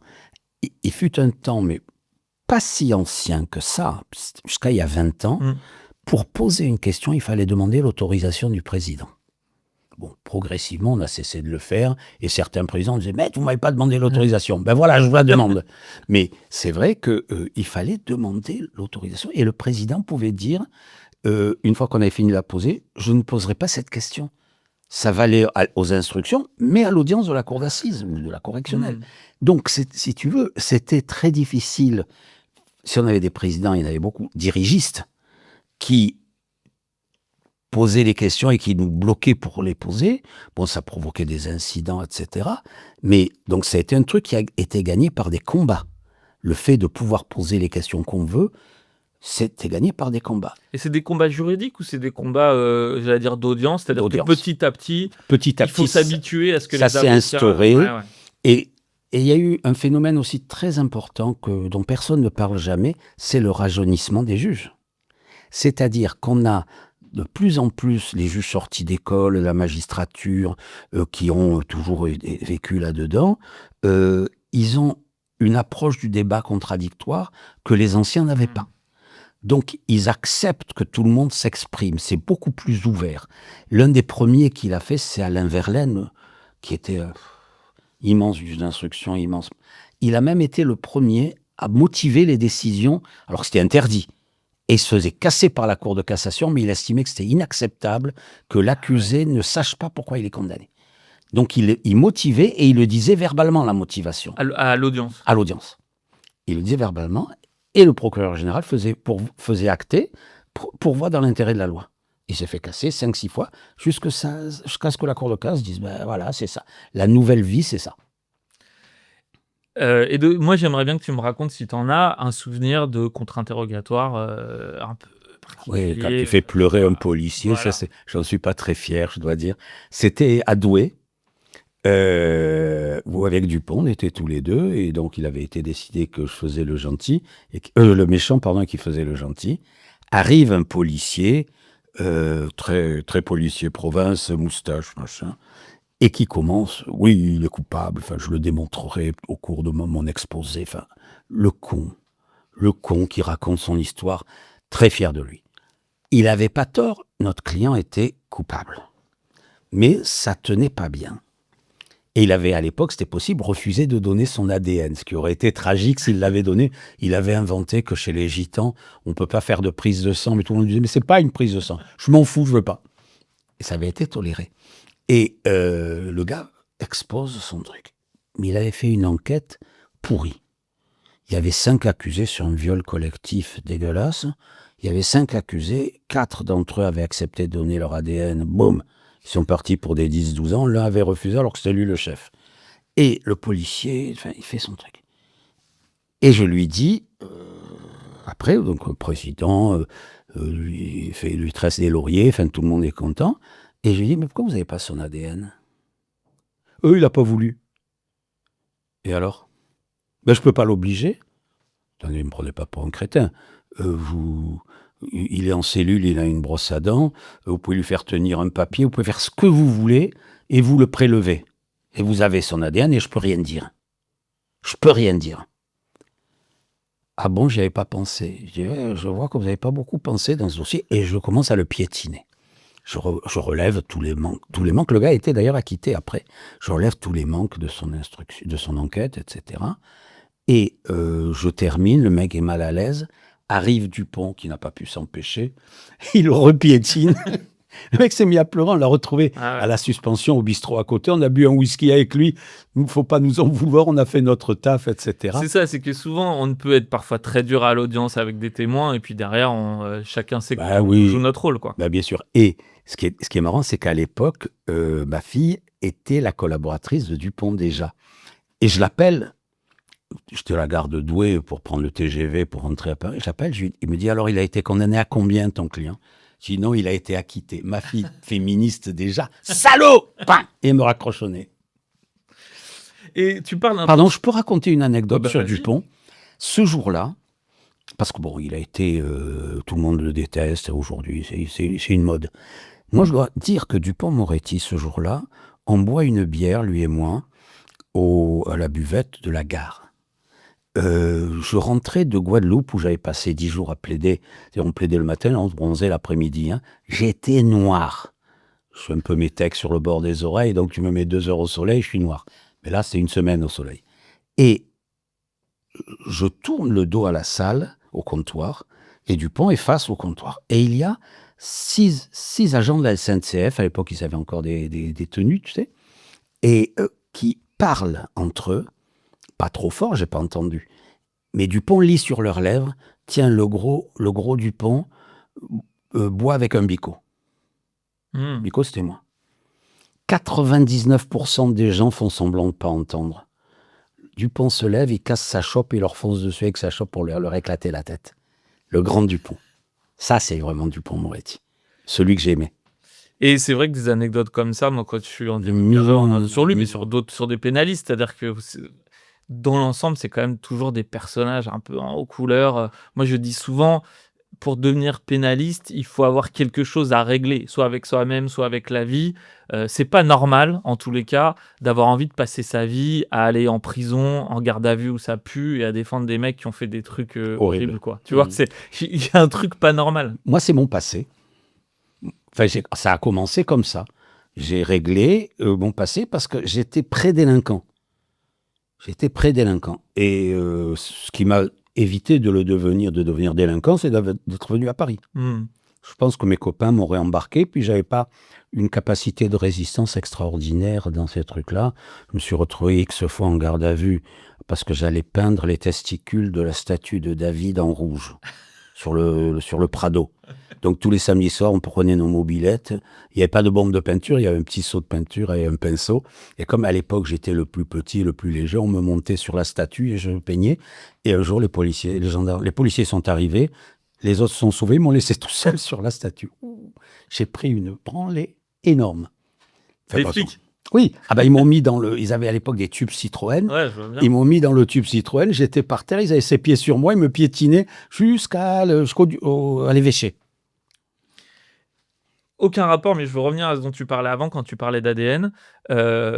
Il y a aussi ça qui a beaucoup changé la pratique, je pense, des pénalistes. C'est l'ADN, mais c'est de manière générale. C'est la téléphonie. La téléphonie et l'ADN. Technologique. Et c'est vrai que parfois, je me dis, mais j'aimerais ton avis là-dessus, que peut-être avant, c'était plus facile d'obtenir des acquittements parce qu'il y avait moins de preuves, en fait. La police travaillait moins bien. Aujourd'hui, tu as des services où ils recrutent des gars qui sont des lieutenants avec bac plus 4. Quand tu vas dans les brigades spécialisées en matière financière, c'est des bac plus 25 qu'il y a. C'est que des docteurs en droit. Donc, ils sont de plus en plus forts. Le code de procédure pénale leur donne de plus en plus de moyens. Je ne parle pas des petits commissariats où ça pue. Non, là, je parle des brigades, des groupes spécialisés que sont eux que je fréquente. Et d'abord, ils sont de plus en plus nombreux à travailler sur un dossier. Avant, c'était un duo. Maintenant, ils sont une équipe de 5 parce qu'il y a celui qui fait les écoutes, celui qui surveille la procédure, celui qui fait les interrogatoires. Enfin, il y a tout ça. Et donc, ils travaillent de mieux en mieux avec des moyens en téléphonie je dis téléphonie, ça va beaucoup plus loin maintenant. Ils te captent tout ce qu'ils veulent. Ouais. Puis là, les différentes réformes du Code de procédure pénale leur permettent et leur permettront de capter encore plus. Bientôt, ça va être nous, c'est inexorable. C'est inexorable. Aujourd'hui, il y a encore des pudeurs. Comment on ne peut pas attraper une conversation entre un avocat et son client ? Il n'était pas encore son client. Il est devenu 24 heures après. Et voilà, et ça va arriver comme ça. Je serai plus dans la course. Et l'ADN, bien sûr, n'en parlons pas.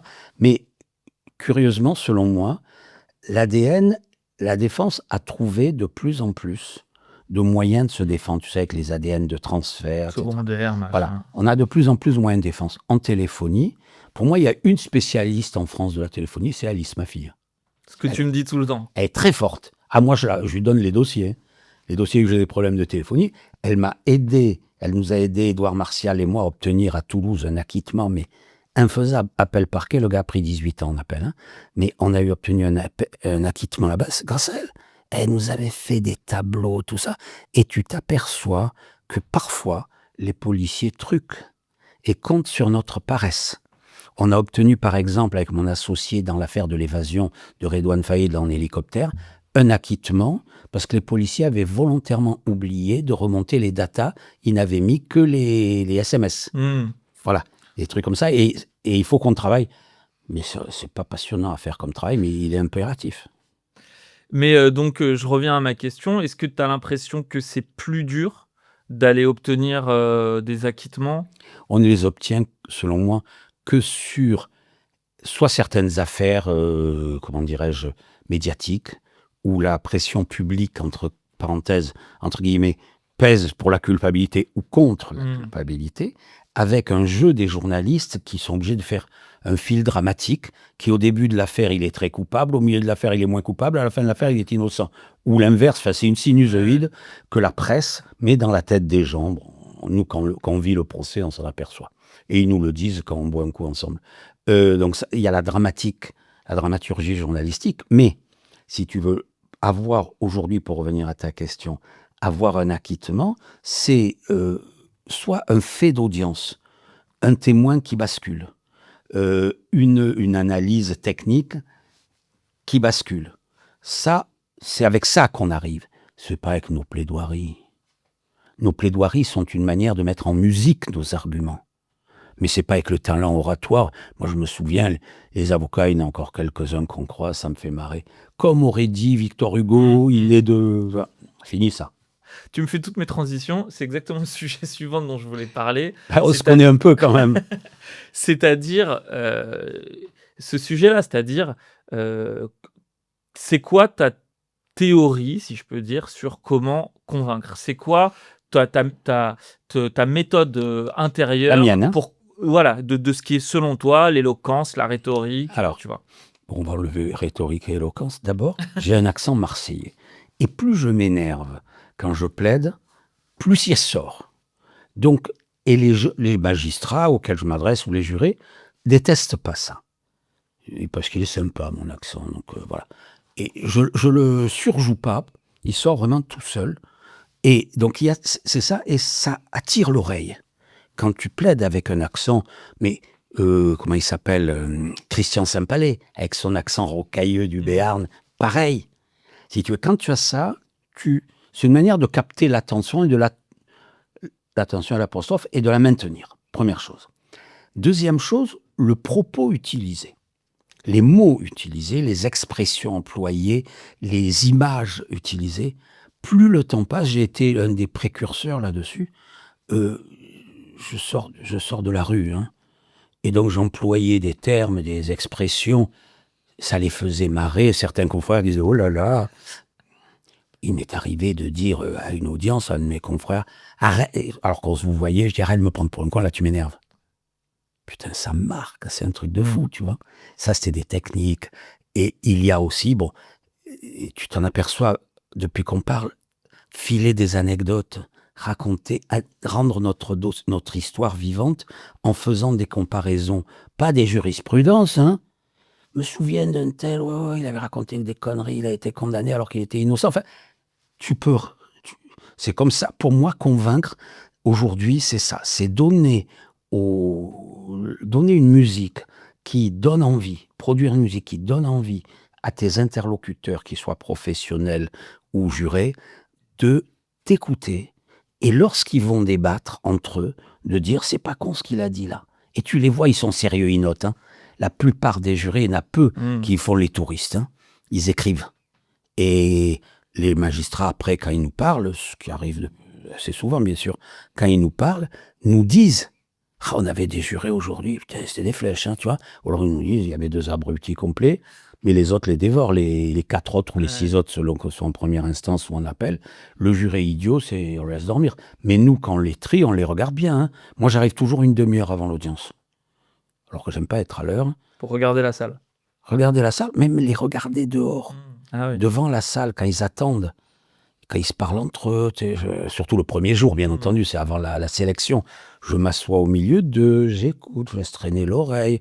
Ou au bistrot du coin, quand le bistrot est juste en face, tu vois les mecs, comment ils sont parfois braillards, comment ils sont discrets, comment ils sont penauds, tout ça. C'est où tu les regardes bien. Quand le mec est tiré au sort, il se lève, il fait... Récusé. Voilà. Il y a une autre singularité dans, je dirais, ta technique oratoire que moi j'ai pu repérer en te voyant, notamment dans les chambres correctionnelles, que je trouve qui fait vraiment ta particularité, c'est que quand tu plaides, tu crées avec, ceux qui t'écoutent, donc avec les magistrats, ce que je décrirais comme une forme de connivence, même si c'est pas connivence au sens, péjoratif du terme, mais en fait, tu crées un espace Je les dans lequel emmène vous dans êtes mon histoire. entre vous. Je les emmène dans mon C'est histoire. pas l'avo c'est Tu parlais tout à l'heure de Dupont, lui son grand truc, c'est d'être très frontal et parfois extrêmement, en opposition aux magistrats. Toi, j'ai l'impression que c'est exactement l'inverse. C'est-à-dire que C'est tu aussi dis: le «Mais on est entre nous, on va prendre une décision ensemble» et tu Je les emmène dans mon vers histoire. exactement, ouais. C'est tout à fait ça. Et d'abord, c'est devenu mon image. C'est-à-dire que toi, tu en parles, mais les juges en parlent aussi entre eux. Et moi, j'ai été marié quand même pendant des années avec un magistrat aussi. Donc, on recevait à la maison des magistrats, etc. J'en ai formé et tout. Enfin, ils me connaissent, je les connais. Puis, c'est pas ma nature. Je suis pas un mec qui aime le conflit. Donc, j'essaie toujours de voir comment je peux amener l'autre à moi. Mais si je veux l'emmener en force, je le fais mal. Je l'emmène à moi et pour moi, convaincre, c'est ça. Pour moi. D'autres ont d'autres approches. Mais moi, pour moi, convaincre, c'est qu'il soit, au fond, qu'il se dise, putain, c'est pas con ce qu'il dit, qu'il soit d'accord avec moi. Qu'il soit d'accord. Et quand en plus, là, je parlais de Poitiers tout à l'heure, quand en plus j'arrive avec des arguments de droit, je fais ma cocotte en disant que je suis mauvais en droit, c'est pas vrai. Je suis encore assez bon. Mais quand j'arrive à faire un peu de droit au milieu de tout ça, ils sont contents de m'avoir entendu. Et je ne sais pas si tu as lu l'arrêt de la cour d'appel me concernant. Bien sûr. Tu as vu la fin ? Maître Cohen-Saban a formé d'innombrables magistrats, avocats, et a toujours entretenu des rapports extrêmement courtois avec la magistrature. Écrit par des magistrats qui ne me connaissent pas. Ouais. Donc on parlait avec leurs collègues. C'est obligé. Ils arrivent de Lyon, ils ne m'ont jamais vu. Ils parlaient avec des collègues à eux, et beaucoup de collègues à eux ont refusé de prendre le dossier en disant « Non, on l'adore, on ne peut pas le juger ». Et moi, Crosson me disait « On attend qu'il y ait une nouvelle fournée pour qu'ils acceptent de te prendre ». Et ça, c'est un sujet qui est très important aujourd'hui pour les avocats. C'est le rapport qu'on a avec les magistrats. Oui. Et de ce que j'ai cru comprendre, c'est que sur les 40-50 dernières années, ça a énormément évolué et que ça n'a plus rien à voir avec l'époque à laquelle tu as pu commencer. Complètement. À l'époque, quand j'ai commencé, pendant quelques longues années, on a l'usage, les magistrats d'abord n'arrivaient pas le matin, ils n'étaient pas là le matin. Ils faisaient la grasse mat ou ils faisaient leurs courses. Quand tu arrivais à 13h15, 13h30, ils recevaient entre 13h30 et 15h ou 14h selon le début de leurs instructions. Donc tu parlais du dossier, tu discutais du dossier, tu demandais toujours quelque chose, on arrivait toujours avec notre sébi en disant à votre bon cœur. Mais tu parlais du dossier. Et progressivement, ils sont commencés déjà à arriver le matin, ce qui était... Tous ne l'ont pas fait, mais beaucoup l'ont fait. Ils arrivaient dès le matin. Mais le matin, ils s'enfermaient dans leur bureau parce qu'ils bossaient les dossiers. Maintenant, ils sont en télétravail, c'est plus pratique. Et tu les voyais toujours l'après-midi. Progressivement, tu devais les voir sur rendez-vous. Progressivement, l'accès aux galeries d'instruction s'est fermé. Progressivement, quand tu veux voir un juge maintenant... Ça date de cette semaine, je voulais voir un juge à Nanterre, j'ai appelé la greffière, je l'entends qui parle au juge, et le juge lui dit « Pourquoi il veut me voir ? Et combien ça prendra de temps ?» J'ai dit n'importe quoi, et je l'ai vu, et ça a pris le temps qu'il fallait, mais je le ferai pas 12 fois. Ouais. Mais c'est ça, il y a eu ça a commencé par de la géographie, si je puis dire. Puis je me souviens de certains juges qui sont encore en fonction, à la GIRS ou ailleurs, à l'époque où ils étaient à leur début. Je disais à un juge, je pense à une en particulier, je lui disais, mais juge, bon, mon client, j'estime qu'il est innocent, il va être acquitté. On lui reprochait 12 viols, je dis, ça tient pas, il va être acquitté. Et grâce à vous, je vais gagner beaucoup d'argent, parce que vous voulez pas le sortir de prison, et j'ai gagné beaucoup d'argent grâce à elle. Et je lui disais, juste dites-moi, vous en êtes toutes vos investigations pour que je puisse parler avec lui de l'évolution des choses, du calendrier. Maître, je n'ai pas pour habitude de parler des dossiers avec les avocats. Ah ! Mais alors vous faites comment ? Parler qu'avec les policiers, ah ben je comprends. Et quand il a été acquitté, je lui ai envoyé, je foutu en travers de la figure. Et tu penses que ce que moi je ressens aussi, hein, parfois vraiment une sorte de méfiance, parfois même, ça va au-delà de la méfiance aux D'hostilité, avocats. parfois Ça, d'hostilité. ça vient d'où, selon toi? Si à l'époque, j'ai l'impression que ce que tu décris, c'est que il y avait une petite communauté des pénalistes. J'imagine aussi que les magistrats qui devenaient pénalistes, c'était aussi un choix particulier dans leur carrière, Parfait.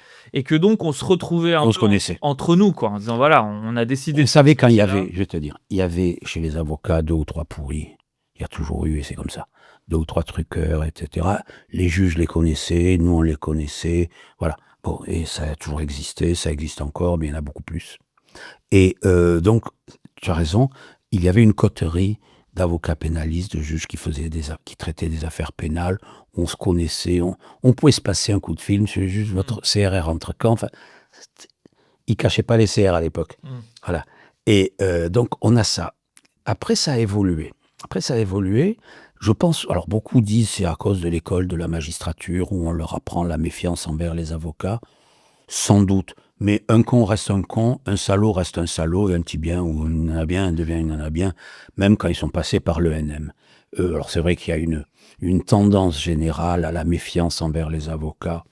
Mais bon, moi je crois que c'est surtout l'évolution du monde qui nous entoure. Il y a un durcissement dans tout, dans la concurrence entre nous, dans les rapports avec nos clients, dans les rapports avec les magistrats. Il n'y a qu'avec les policiers que ça s'est amélioré, je trouve, grâce au fait qu'on aille en garde à vue, on fait un peu plus leur connaissance. C'est vrai, c'est vrai. Mais il y a eu aussi tout ce débat l'année dernière ou il y a 2 ans sur tu sais, la commission du Sénat du narcotrafic, où vraiment les avocats, on était, limite c'était notre faute qui est du trafic de stupéfiants. C'était nous, on était les complices objectifs. Et ils avaient quand même des pudeurs. Ils disaient, il y a juste 100 avocats qu'il faut viser, alors qu'on est des milliers, mais il y avait quelques pudeurs. Alors, c'est les gars qui font des nullités, qui travaillent sur la procédure. Bon, ça, pour eux, c'est insupportable. Mais ce rapport aussi aux nullités, à la procédure, c'est quelque chose qui n'est pas forcément récent aujourd'hui, mais qui est apparu au cours de ta carrière. Et c'est vrai que toi, je sais que dans la formation que j'ai eue avec toi, c'était pas non plus particulièrement ta passion, quoi, les questions de nullité. Je t'explique. Préhistoire à nouveau, c'est la même dialectique depuis tout à l'heure. Quand j'ai débuté, on ne soulevait pas de nullité, on n'avait pas le droit. Il fallait l'accord du juge, et il était le seul à pouvoir saisir la chambre d'accusation à l'époque. Nous, on ne pouvait pas. Après, on pouvait, mais que à l'audience. Ensuite, tout a changé. On ne peut que à l'instruction. Et ça a provoqué des catastrophes judiciaires assez extraordinaires. Une de mes grandes fiertés, c'est d'avoir vidé intégralement la prison de Besançon. En 85-86, je te la raconte, elle est belle. 85-86, à l'époque, les nullités donc, ne se soulèvent qu'à l'audience. Vol à la fausse qualité avec des gitans qui ont écumé la France. Ils se font attraper en flag à Besançon, et derrière ça, le juge que j'ai revu 1000 fois, les autres à Marseille, à la GIRS, le juge me dit « Maître, on a plein d'autres dossiers qui vont arriver. » Je lui dis « Regroupez-les pour qu'ils soient jugés qu'une fois, j'ai pas envie de faire le tour de France. » Il me dit « D'accord, mais comme un salopard que j'étais, je lui avais pas dit, j'avais détecté et réussi grâce à un paquet de bonbons à obtenir de la greffière du juge la copie immédiatement le jour même de l'inculpation. Le dossier n'était pas coté ni rien, mais il y avait en blanc la désignation du juge d'instruction, c'est-à-dire que c'était le procureur qui avait un paquet comme ça de désignation en blanc, et il désignait qui il voulait. Et là, ils n'avaient pas eu le temps de le faire. Ils regroupent 20 dossiers, j'arrive à l'audience, je leur montre, code D49, j'ai pas oublié, je dis au président, monsieur le président, il y a un problème, hein. Tac, tac. Et il me dit, ne quittez pas, on est en pleine audience. Il dit au procureur, quelle est votre position? Ils annulent sur le siège comme ça. Et tous les avocats, puisqu'il y avait une audience correctionnelle hebdomadaire à Besançon à l'époque, tous les avocats de Besançon ont foncé chez les juges d'instruction. Pour trouver la même? Pour trouver la même. Parce que personne n'y voyait d'inconvénients à l'époque et tout ça. 52 détenus. Et alors maintenant, ton regard sur ça, c'est-à-dire que sur ces nullités, sur la manière dont on fait, il faut le dire parfois, péter les procédures sur des détails. À chaque fois qu'on a et c'est pour ça que j'ai arrêté d'en faire, ça m'énerve. À chaque fois qu'on a gagné quelque chose sur le terrain procédural, la Cour de cassation, la loi, le Sénat, le truc, à chaque fois, ils ont fait une réforme ou une réformette destinée à contrer. Moi, mon histoire de Besançon, le tour de rôle des magistrats qui sont désignés par un tableau dès le début du trimestre, ça vient de là. Et chaque fois, et on a quelques procéduriers de haut de gamme, ils sont géniaux, ils sont très forts. Ils sont capables ils arrivent à créer des nullités. C'est vrai. Pas par des trucages, mais par des montages de textes, etc. Et ça se restreint. Aujourd'hui, pouvoir annuler une procédure entière, moi je l'ai fait récemment, mais bon, je n'étais pas seul, j'avais un avocat de Rennes à mes côtés qui est génial, et il est fort. Hein. Et on a fait péter un dossier entier énorme. Le juge d'instruction de la GIRS avait envie de nous bouffer. Il était fou. Il n'est pas très fair-play, ce juge connu. Alors qu'il est gentil. Jean-Michel. Ouais. Et on lui a fait péter son dossier, il était comme un dingue. Et d'ailleurs, il a gardé nos clients en prison 18 mois, parce que dès le début, il savait qu'il y avait une nullité. Ah, pour leur fait dire... faire 18 mois de procédure, ouais. encore... Au moins, vous avez purgé quelque chose. Voilà. Et donc, les nullités pour faire péter les dossiers, il n'y en a quasiment plus. Les seules nullités qui existent encore, c'est pour obtenir des libertés. Et ce sont des nullités qui foutent un bordel dans les affaires, parce qu'il y en a un qui va sortir, le juge n'a plus envie d'instruire, parce qu'il est dégoûté, mais les autres qui sont encore en prison, ils sont fous furieux. Ça donne à l'audience des peines délirantes pour les autres, pour celui qui a eu la nullité, qui évidemment s'est barré au bled et qu'on ne retrouve pas. Les autres, leur quantum monte pour coller plus à la culpabilité, et ça te fait des règlements de compte, c'est incroyable. Et moi, c'est pour ça que si le client est demandeur, ou si je vois qu'il y a... Parce que je suis un bon diagnosticien en matière de nullité, j'arrive à les ressentir, mais je ne suis pas un bon clinicien, je n'arrive pas à le faire. Donc dès que je sens qu'il y a un truc, on connaît les 7 ou 8 très bons, je l'envoie à mes potes. Je dis, vas-y, teste-moi cette procédure. Il l'envoie, je le paye, et puis voilà.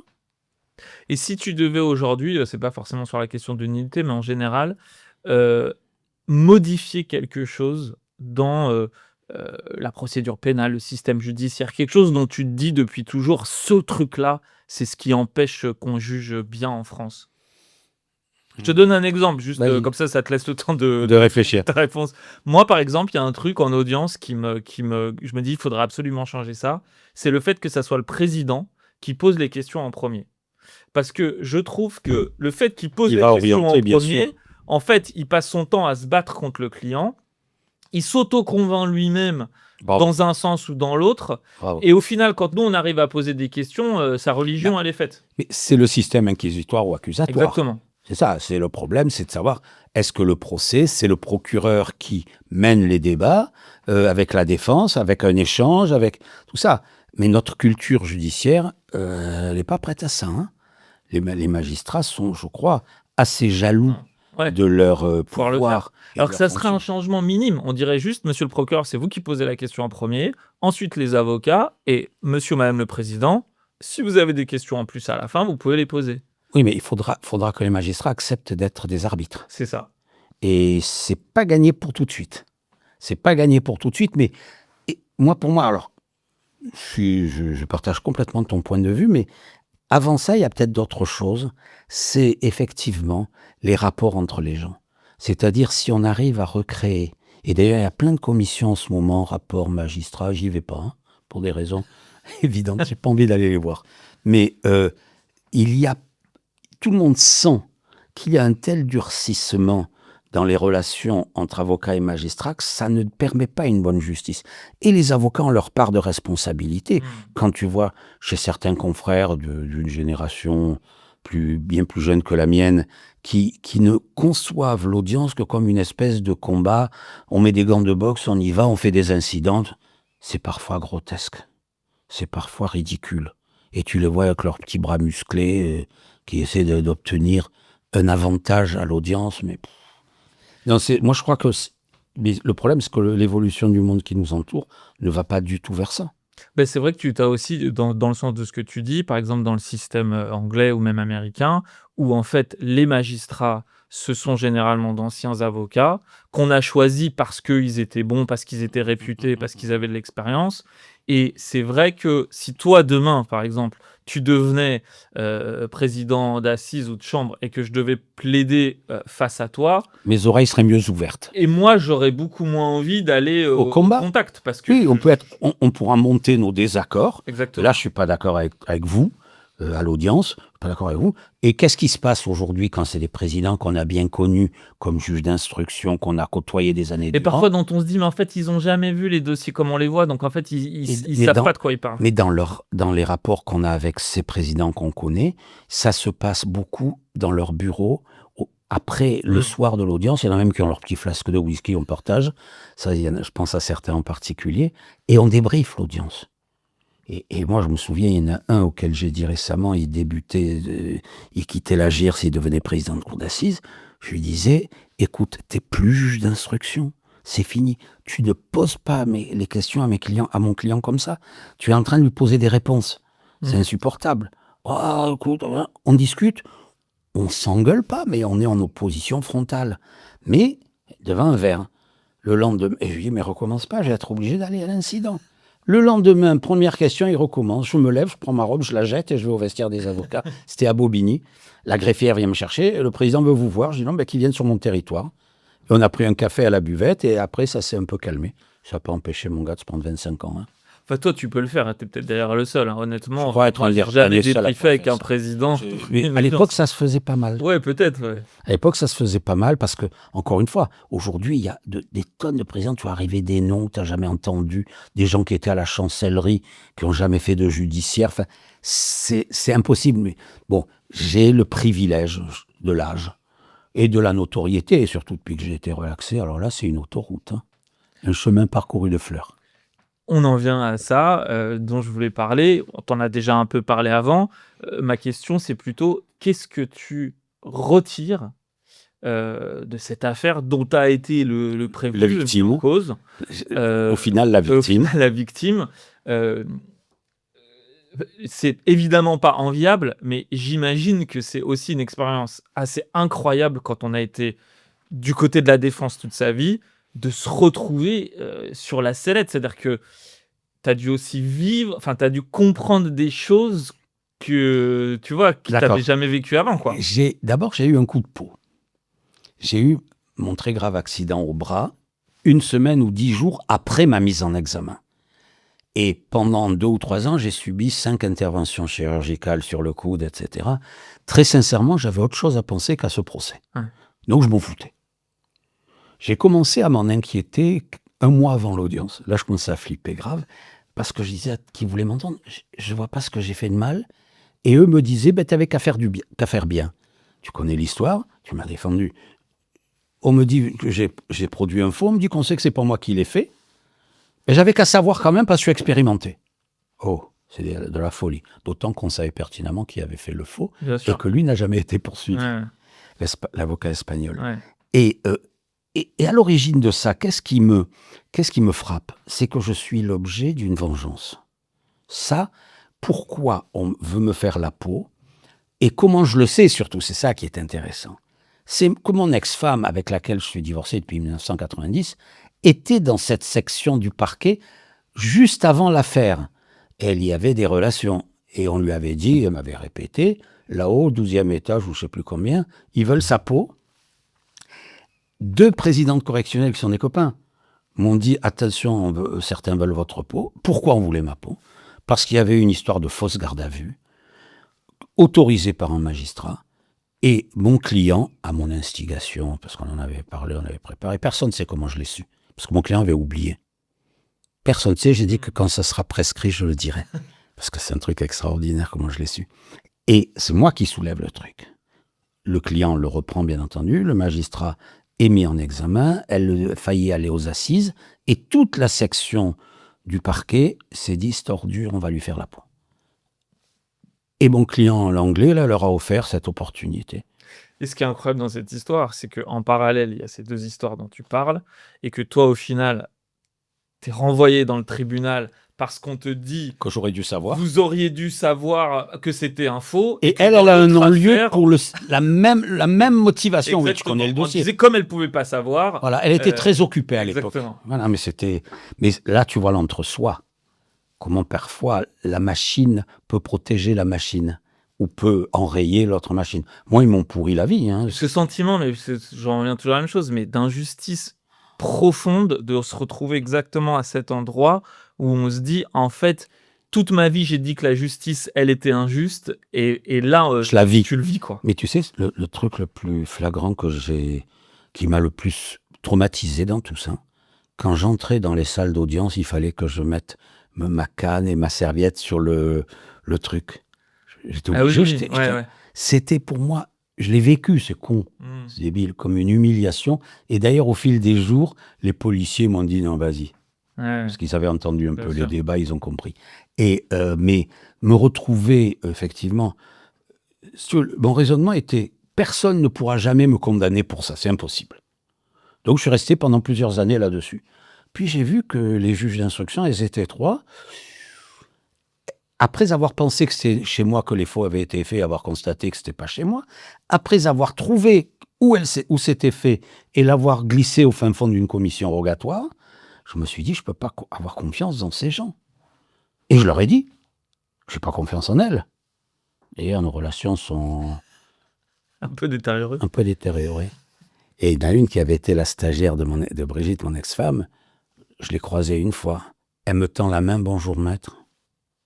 Rangez-moi ça parce que moi, les miennes vont rester dans la poche. Parce que si je les sors, je ne sais pas ce qui va se passer. Ouais. Il ne faut plus leur parler. Et moi, au début, je disais, c'est pas possible. Et progressivement, à l'approche du premier procès, je disais, mais comment je peux avoir confiance dans ces gens-là? Et pourtant, les magistrats qui m'ont relaxé sont des gens que je connaissais, mais ils ne m'ont pas fait de cadeau. Hein. Ils m'ont, en appel, oui. En appel, ils m'ont jugé, mais en première instance, la présidente a dit à un de mes avocats, on a été obligé d'être désagréable avec lui pour déstabiliser le parquet, pour l'empêcher d'avoir envie de faire appel. C'est vrai que c'était, j'y étais, donc je l'ai vécu avec toi, une vraie épreuve, quoi. Ils nous ont pas fait de cadeaux, quoi. Puis c'était une époque où physiquement, j'allais très mal. Ouais. J'allais très très mal, je pouvais pas rester debout, je pouvais pas m'asseoir, je pouvais rien, j'avais mal partout tout le temps. Bon, je pense que le stress du procès pouvait entrer en ligne de compte. Sûr. Mais non, ça a été une sacrée épreuve. Mais Xavier, qui a été poursuivi en même temps que moi, l'a vécu 1000 fois plus durement que moi. Parce que moi j'avais... Qu'est-ce que j'avais comme enjeu dans ce procès? C'était mon image à la fin de ma carrière. J'étais terrorisé à l'idée qu'on puisse se dire... On le prenait pour le super avocat, pour un super mec. Il nous a tous roulés dans la farine. C'était horrible. J'avais peur qu'on parle derrière moi. Et progressivement, plus le procès approchait, plus j'ai vu des barreaux entiers qui prenaient des motions en ma faveur et tout ça. Ça m'a réchauffé. Et quand j'ai été relaxé, et a fortiori en appel récemment, quand je suis arrivé à Poitiers, plusieurs avocats sont venus me voir en me disant « Vous savez, Cohen Saban, on vous a soutenu depuis le début. » Tu vois, des trucs comme ça. Vrai, faux, je crois que le plus souvent c'est vrai. Mais putain, qu'est-ce que ça fait du bien. Qu'est-ce que ça fait du bien. On arrive à la fin, c'est la dernière question, Vas-y. et qui tombe exactement dans la continuité de ce que tu dis. C'est-à-dire qu'effectivement, ce que tu dis, tu arrives plutôt vers la fin de ta carrière. Si tu voulais laisser une trace, dire une chose, ou ce qu'on retienne de ce que, ou toi, ce que tu retiens de ce que tu as été comme avocat, de ta carrière, de... Tu n'étais pas là au procès en appel. La présidente de la cour d'appel fait l'appel des gens et pose la question à chacun, bon, avez-vous quelque chose à dire à l'ouverture du procès pour qu'on puisse entrer dans les débats? Et ma réponse a été celle que je vais te faire. Quoi que vous décidiez, arrivé à l'aube de ma retraite et au crépuscule de ma carrière, je pourrais dire que j'ai eu la plus belle vie du monde. Voilà, j'ai eu une très belle vie. Et ça, personne ne me l'enlèvera. Voilà comment j'ai commencé. Et c'est ça. Ma carrière m'a permis de me réaliser. J'ai pu réaliser d'abord la fierté de mon père qui a pu assister à mon premier acquittement. Il est venu qu'une seule fois. À Reims, je l'avais emmené Et j'avais une Renault 16 à l'époque, et je l'ai invité dans le super restaurant de Reims, j'ai oublié son nom, Boyer. Chez Boyer, le pauvre, il y avait des couteaux, des fourchettes partout, il savait pas par où commencer. Mais bon, c'était très mignon. Et le soir, je l'emmenais voir le PSG. Et voilà, j'ai pu réaliser ce que je voulais. Mes enfants sont fiers d'avoir mon nom. Mais ma mère est morte dans une espèce de fierté de son fils. Voilà, ça je l'ai réalisé. Le reste est presque à partir de la secondaire. J'ai gagné beaucoup d'argent, j'en gagne beaucoup moins, j'en ai beaucoup moins. J'ai fait des magnifiques voyages, j'aurais pu en faire plus. J'ai eu des magnifiques voitures, j'aurais pu en avoir encore plus. Ainsi de suite. J'ai eu de magnifiques nanas, j'aurais pu en avoir d'autres. Et tout, puis voilà, non mais on se souviendra de moi comme l'avocat. Pas le grand, le moyen, le petit, je m'en fous.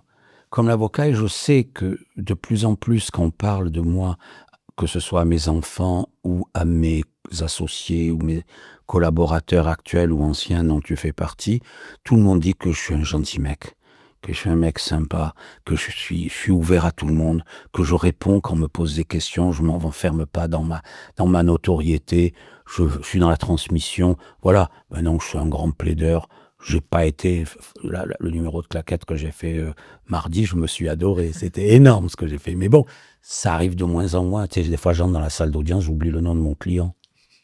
Voilà, ça arrive. Mais j'ai 72 ans, c'est comme ça. Jo Cohen-Saban, l'avocat sympa. Je crois. Qui a bien vécu. J'ai bien vécu, j'ai été heureux. Eh ben, ce sera le mot de la fin. Vraiment, merci beaucoup d'être venu, d'avoir discuté avec moi. J'ai pu aussi te poser des questions, franchement, que j'ai peut-être toujours voulu te poser. C'était hyper agréable de faire ça ensemble pour ce premier épisode. Et pas de langue de bois. Non. J'espère aussi qu'à vous aussi, ça vous aura plu.